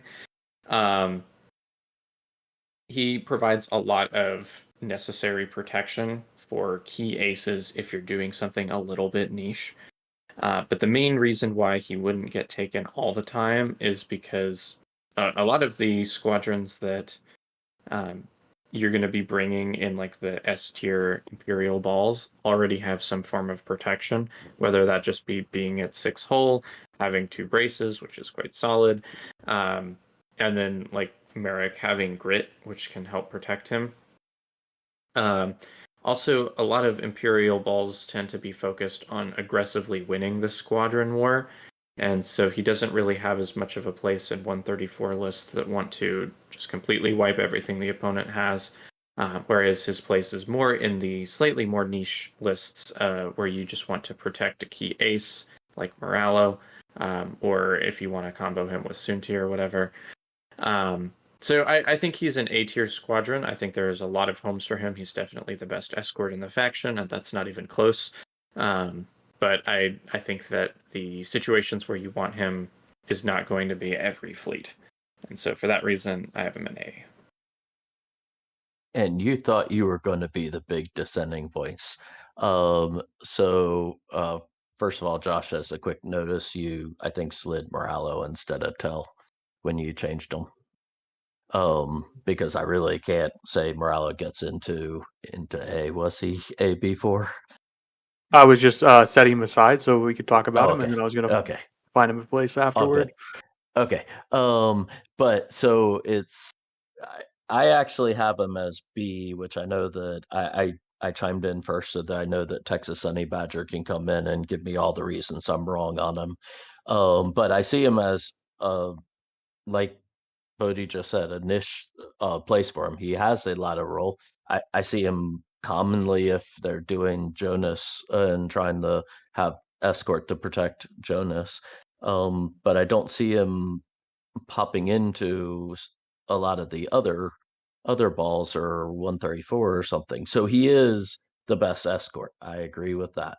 I just don't see him being quite that high compared to a lot of the other aces they're up in that glorified area. So I put him as a B because he has a role, but I don't see him as having a huge amount of role. So All right, Drew, give us your thoughts. Yeah, I've got him S tier, easy. I mean, rogue escort. I think he would be an A tier without that second ability. Of if you can, while defending, if you discard a defense token, you can recover 3 hull, even if you're destroyed. That's insane. That's so good. Keeps him on the board, keeps him around, keeps him doing his thing. It's kind of like Lando. You don't want to choose asteroid tactics with Lando. You don't want to choose asteroid tactics with Tell, uh, because he's going to recover his defense tokens and keep, spending them and recovering hull. So I think he's S tier without a doubt. 17-point rogue with a scatter. Yeah, absolutely. All right, so we got 2S, 1A, 1B. Who can I convince to join me in the S tier? I have a feeling it's going to be hard pressed to convince either of us. I don't know. I'm honestly more convinced by Laugh Fuzzball's points than the argument for S. And again, it's like he's really good. It's just the situations where you want him are so few and far between. He's not Lando. Like, yes, he is rogue and he's going to abuse getting defense tokens back, but all he's doing is just sitting there taking shots. It's not like he has any offensive firepower. And 17 points, while it's cheap for a rogue and it's cheap for an ace, yeah, that's still a decent portion of your fleet that you're literally just contributing, going towards squadron defense. And like against a squadronless list, they don't even care. And he's just going to sit there with his wimpy blue anti-squadron dice and do literally nothing. So I don't know. I think that he's more situational than you guys might be giving him credit for. I think he is situational, but his situation arises about 75 to 80% of the time in lists. He's 17 points, which is not expensive for a list. He's not super good on the offense, but he excels on defense, and I will compromise and put him down in A tier, but just for his lack of offensive capability. But I think he belongs in the same tier as like I don't know Saber Squadron or something, because the defensive capability he gives you is something uh, that I don't think any other faction can match. But I believe that Empire lives by bludgeoning people with 134 and an alpha. And there are a lot of aces that help with that, and a lot of uniques like Saber that help with that. And it's not a role for Tell. His escort has its role, but in the most common archetypes of 134s, that's not a role that you're looking for. Okay, so we compromised down to A tier, and I see your opinion, and your opinion is valid, and I think it is true that Empire lives by the 134, but a lot of other people survive by a lot of other means, and there's a lot of stuff out there. Okay, so up next is Tempest Squadron, and it's high advanced. That'll go to Live Fuzzball. Yep. So, yep, Tempest is the unique advanced. It's speed 4, it's hull 5, it's the same 3 anti-squad blues, and it's a single black anti-ship. Now, what's different from the advanced is that it for the extra point, it's 13 points. It picks up the bomber keyword and it's escort like the rest of the advanced. So it's kind of funny in my mind. In some ways, I do mix up a little bit of the Gamma and the Tempest. Is in the Tempest kind of feels like a pretty good bomber to be including in Imperial fleets when you want to add a little bit of bombing power, and it's only 1 point more than the advanced. Now the advanced are not necessarily the best priced generics, so 1 point more is still not the amazing value, but it is a 5 hull escort. So while I'm really happy taking a 3 hull black that just soak up 1 or 2 shots, Tempest can soak up more shots than that.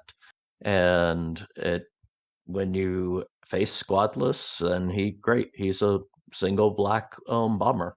So I like Tempest, but it's not one that the extra points I usually find. And to go back with the point that we were just talking about on the last person, um, it's almost like you want to find 4 more points and turn it into Tell if you want to be adding a more expensive, more durable escort.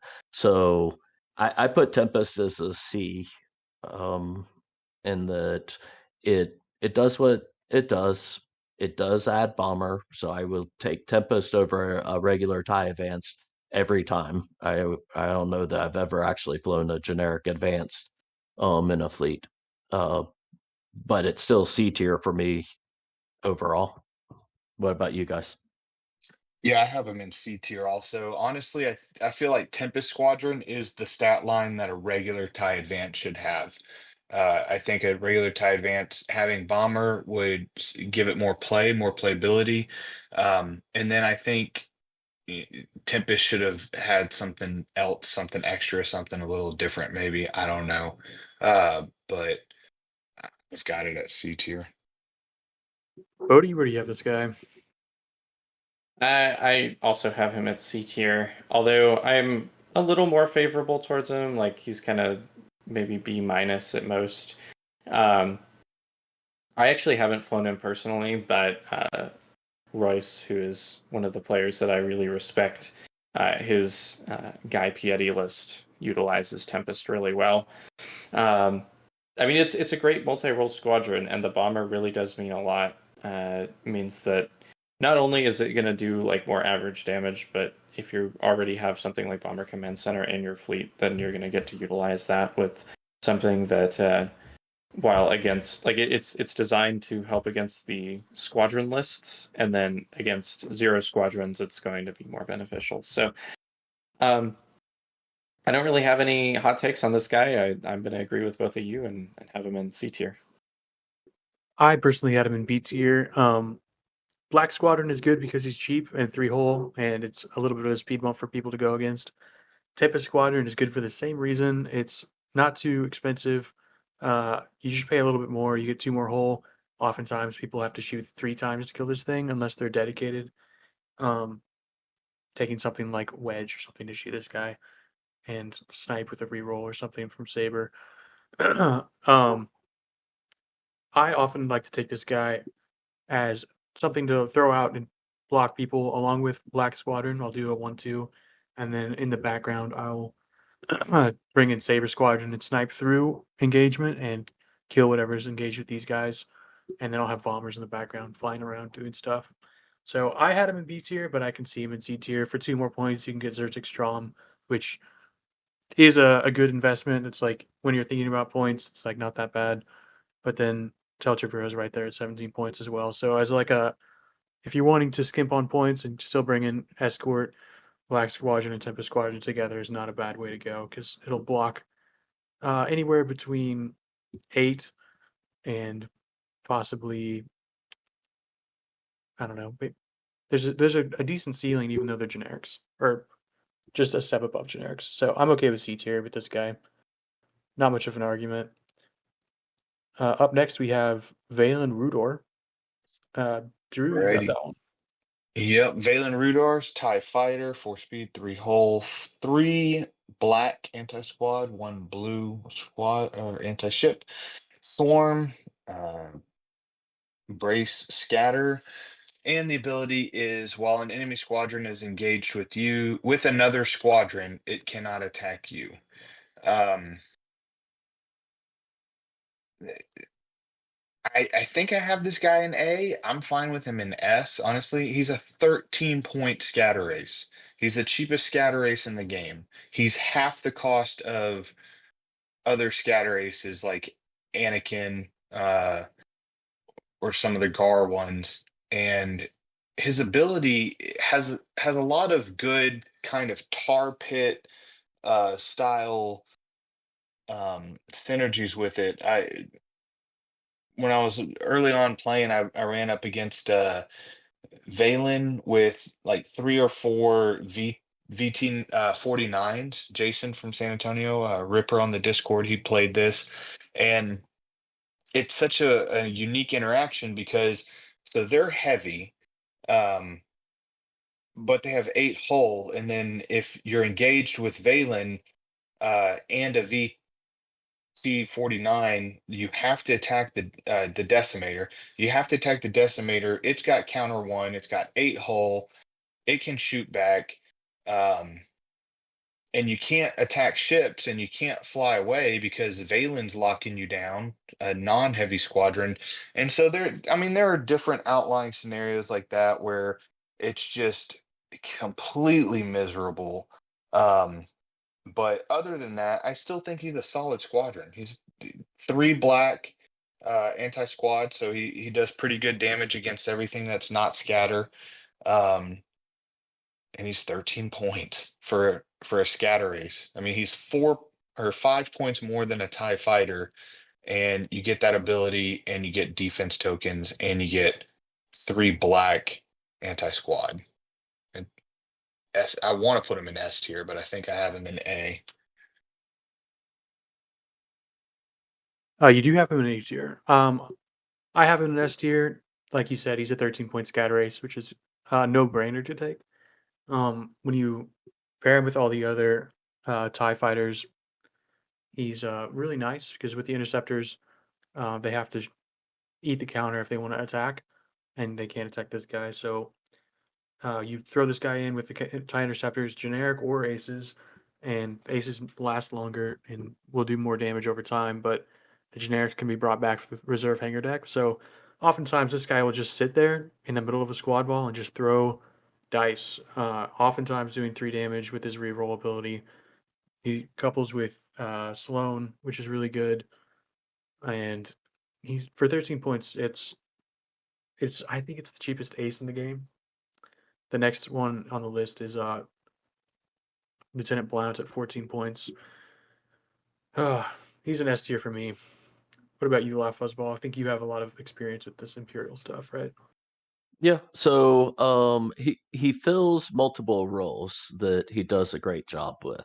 So the easiest speed bump is basically having Sienna and Valen, and it's something where it's like if you can launch the two of them at something, then you can't shoot at Valen.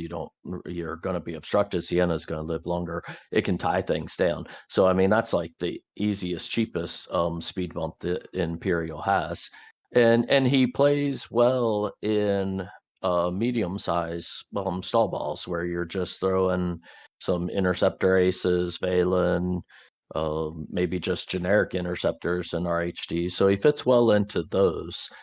He doesn't play well or doesn't provide as much to a full Imperial 134, which is why, since he has his roles, but not in the tiers where he's just so universal type of thing, that in my world he was a B, but it's because he has plenty of roles. So I could see him as being an A because of all the smaller, medium, and speed bumps and stall balls that he can do well in.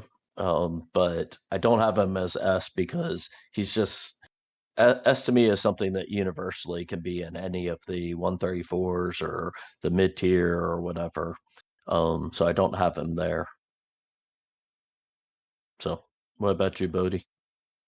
I originally had him in B tier as well, but kind of as we've been going through this podcast and we've been placing some of the other stall ball squadrons a little bit higher in A tier.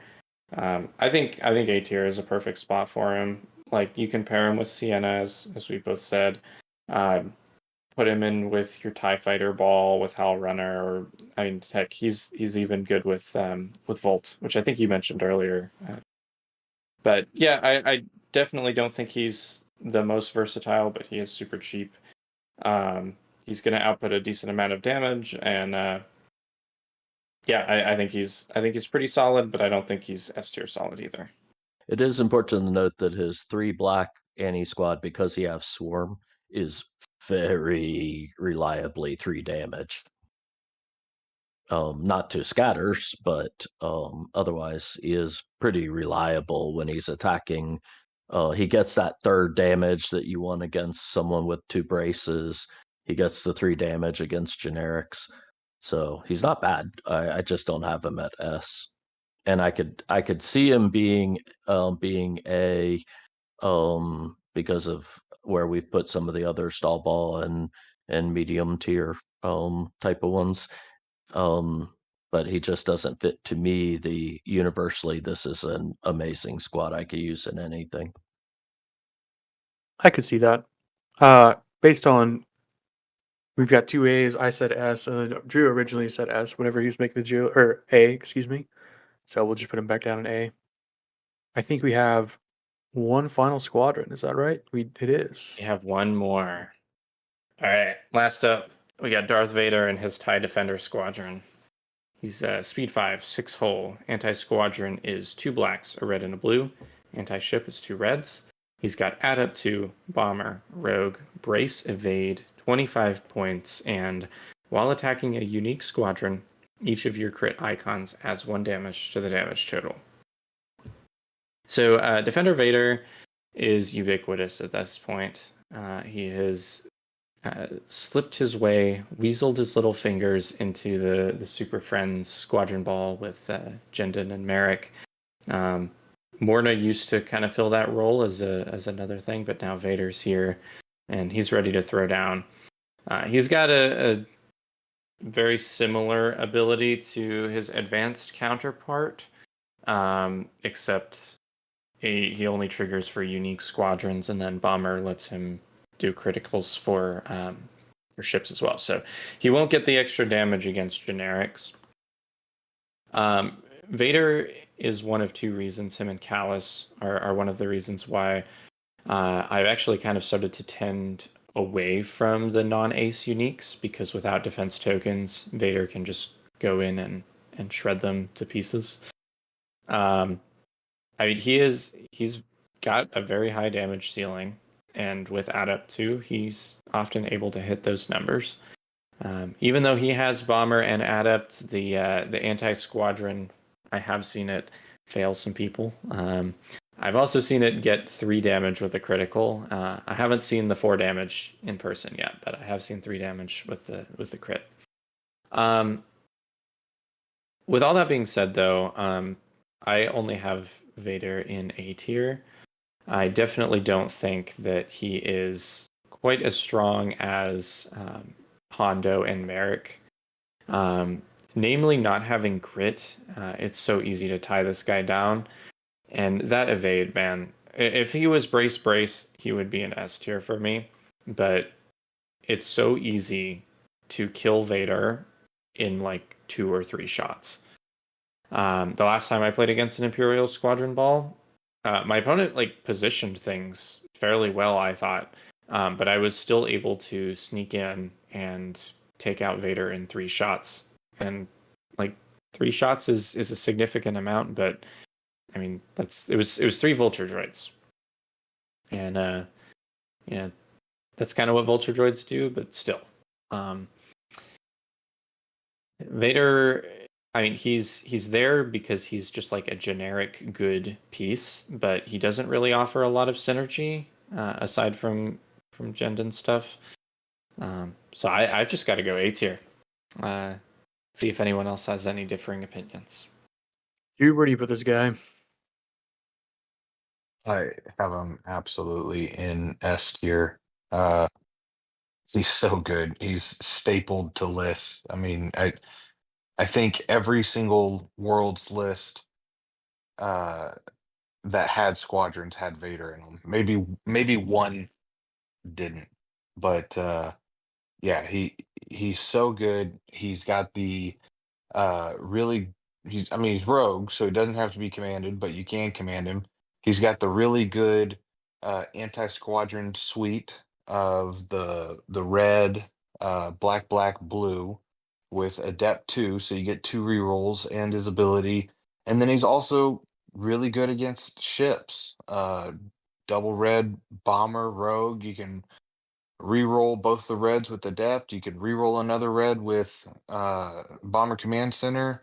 And I see what you're saying with the evade, but I said this on the last episode. I think the evade helps with anti flak. If you're flacking him for 1 damage with the blue, I can have you go ahead and re-roll that, or 1 red. I can have you go ahead and re-roll that.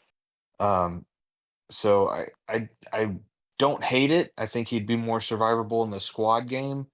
Um, but honestly, with 2 braces, but inside the Imperial faction, you've got plenty of other stuff that can tie down a squad. They have to go chase down Vader, this 5-speed rogue. They need to chase him down in order to tie him down. So that means they have to get away from your squads and all of that. So yeah, I've got him in S tier. Um, And when they do chase him down, they're rewarded with 25 juicy points. I don't know what to say to that. He's expensive, but he is well worth the cost. So it boils it down to it's a lottery ticket. It's because of the evade, I have seen him actually live for a while, because every time he had a blue rerolled, it went to a blank or went to a not hit. Okay, I know blues don't have blanks, but a not hit. And I've seen other times where he's been hit by some large interceptor-ish flight con and got the accuracy needed on a brace, and he died to 2 hits. I have seen my Saber kill Vader in a Saber plus Jendon double tap. Now it also had a flight cons, but so he is a little bit like a lottery ticket. But when he lasts for a while, he gets lucky, or you can't devote enough resources to him.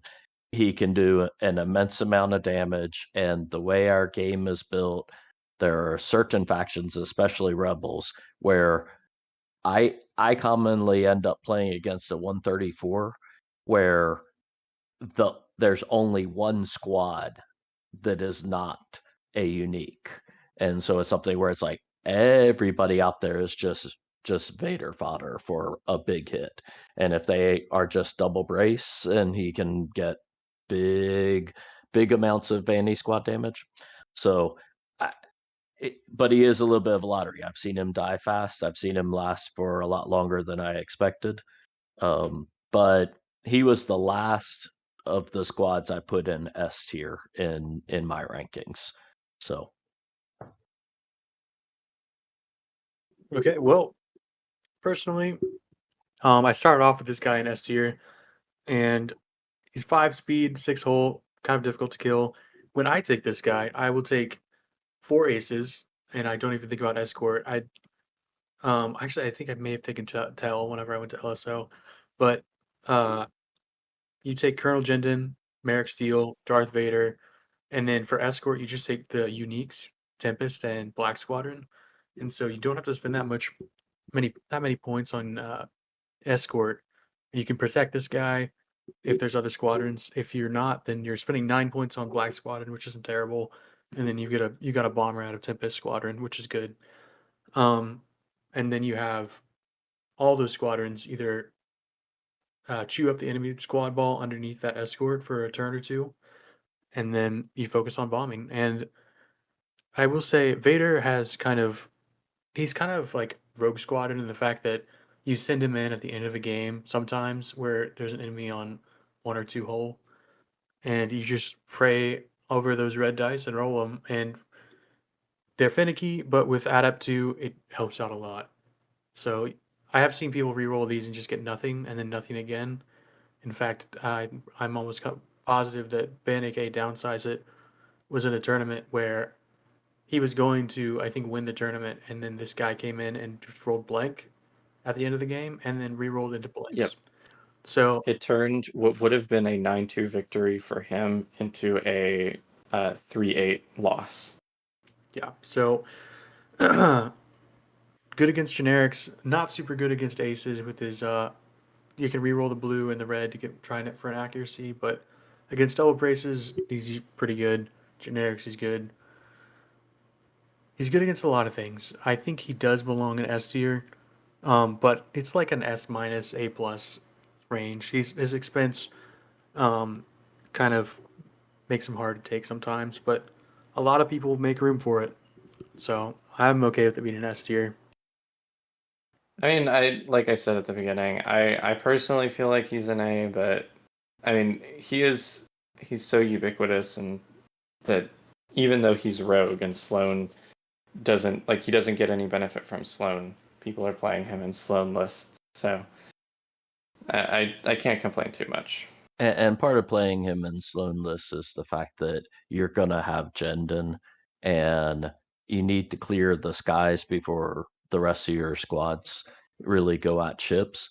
And Vader double tapped with Jendon is going to delete a lot of important things, including things that have double brace. He can just do an excellent job when he's double tapped. So, and he's speed 5 rogue bomber. Yeah. If he had grit, he would be overly outlandish and way overpowered. Not having grit is his Achilles heel. All right.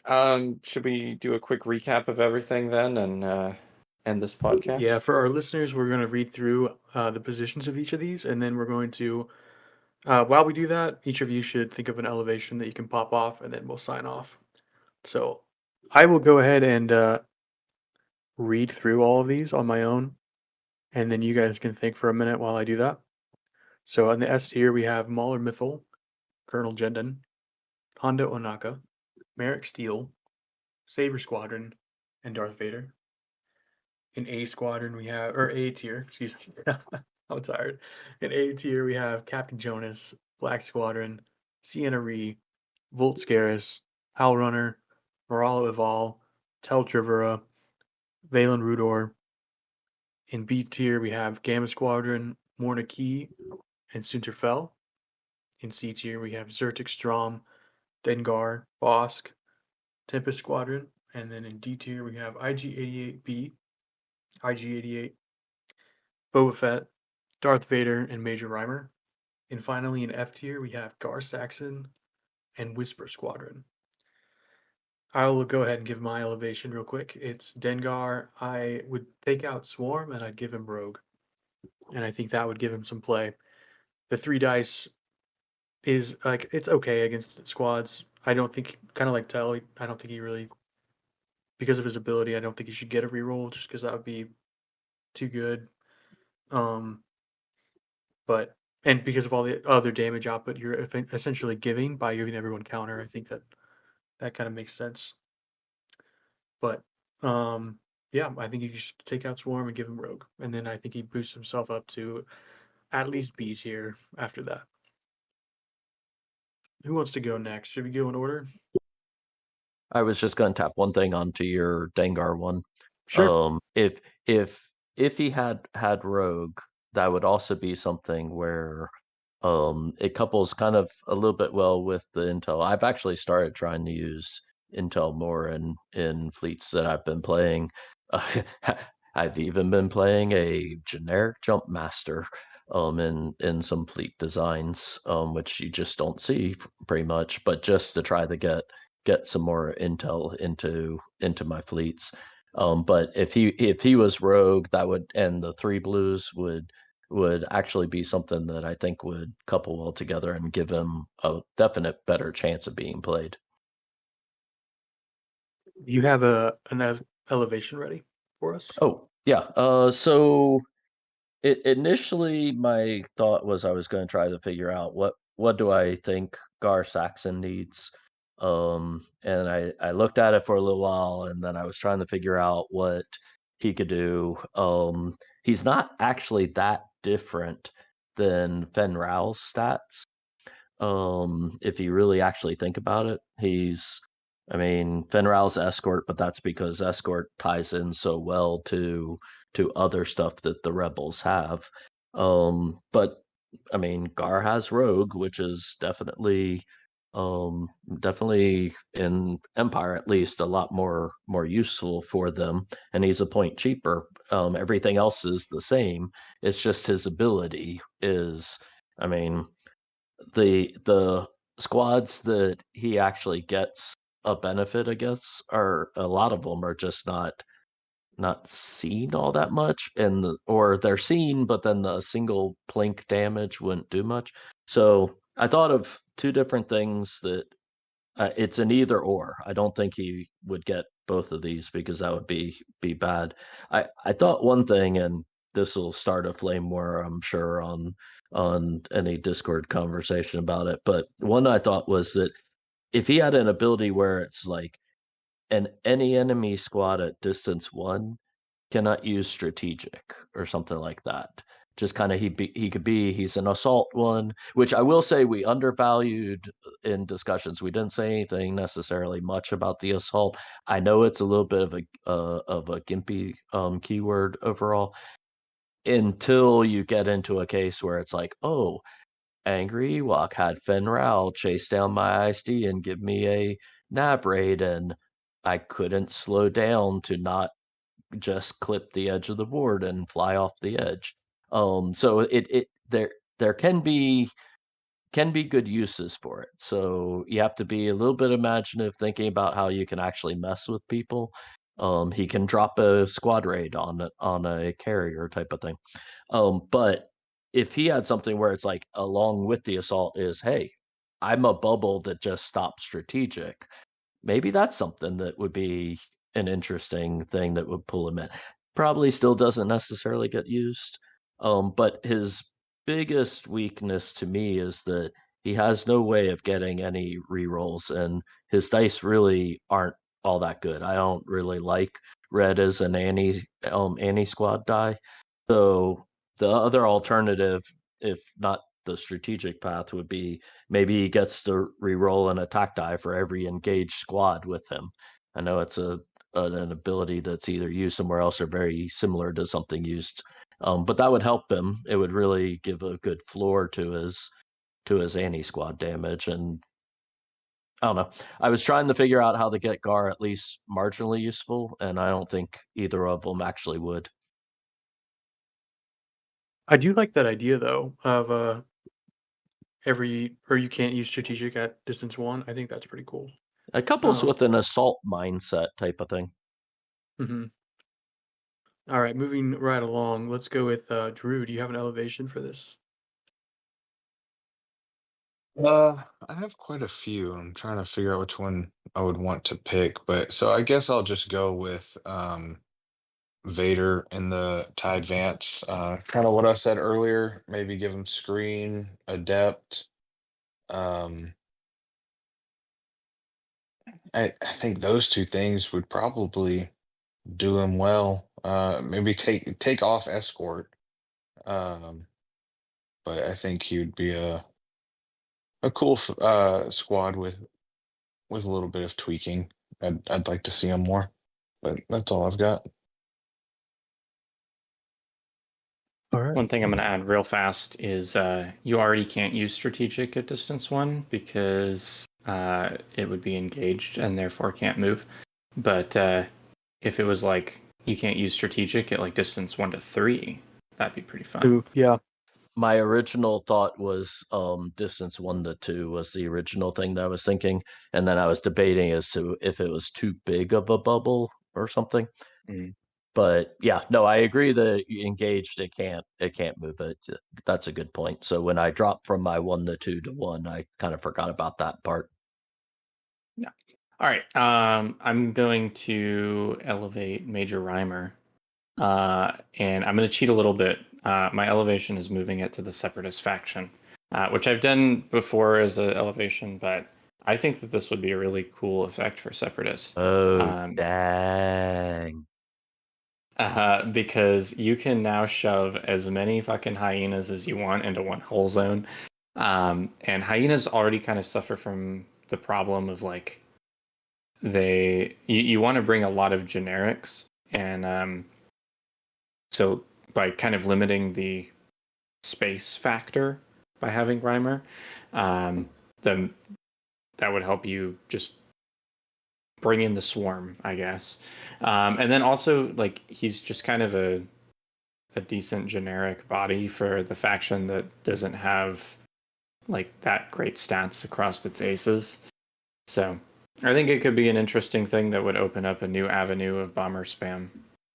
And one thing we didn't mention about Reimer is one of the things about his distancing is that if you're off a corner, like typically a front corner of a ship, you, depending on how far back the arc lines go, you can actually be in places with his ability where you can be shooting at close range to the front, but not in close range of the side arc for them. So his ability can get you to a place where you can get out of flak distance. So, and I would hate to see hyenas just hanging around there. All right. Well, I want to thank you, Laugh Fuzzball, for joining us today. You've given us some great insight on a lot of the Imperial squadrons, so we've benefited from your experience. Oh, yes, we have. It was a lot of fun. Thank you guys for having me on. Certainly. I hope everyone enjoyed our 3-hour podcast. Yeah, it has been a bit of a slog. I was Wait, 4 hours? dude, I don't know. Don't ask. Yeah. We started recording at 6:30 CST, and now it is 10:30 CST. So, Lark, have fun if you're editing, still Josh. listening, you're welcome. Yeah. Well, it's their listing on their third session. They just broke it up into 3 sessions to get this far. Right. Yeah. Or they listened to it on their drive to Osmo this weekend. I don't think it'll be edited by then. But yeah, come to Osmo. Wait, no. If it's not edited by then Osmo is passed. So Yeah, I think don't come to Osmo. I do take a few minutes to edit, and then I throw on the intro and outro music. So I don't think I'll have it ready in time. Yeah.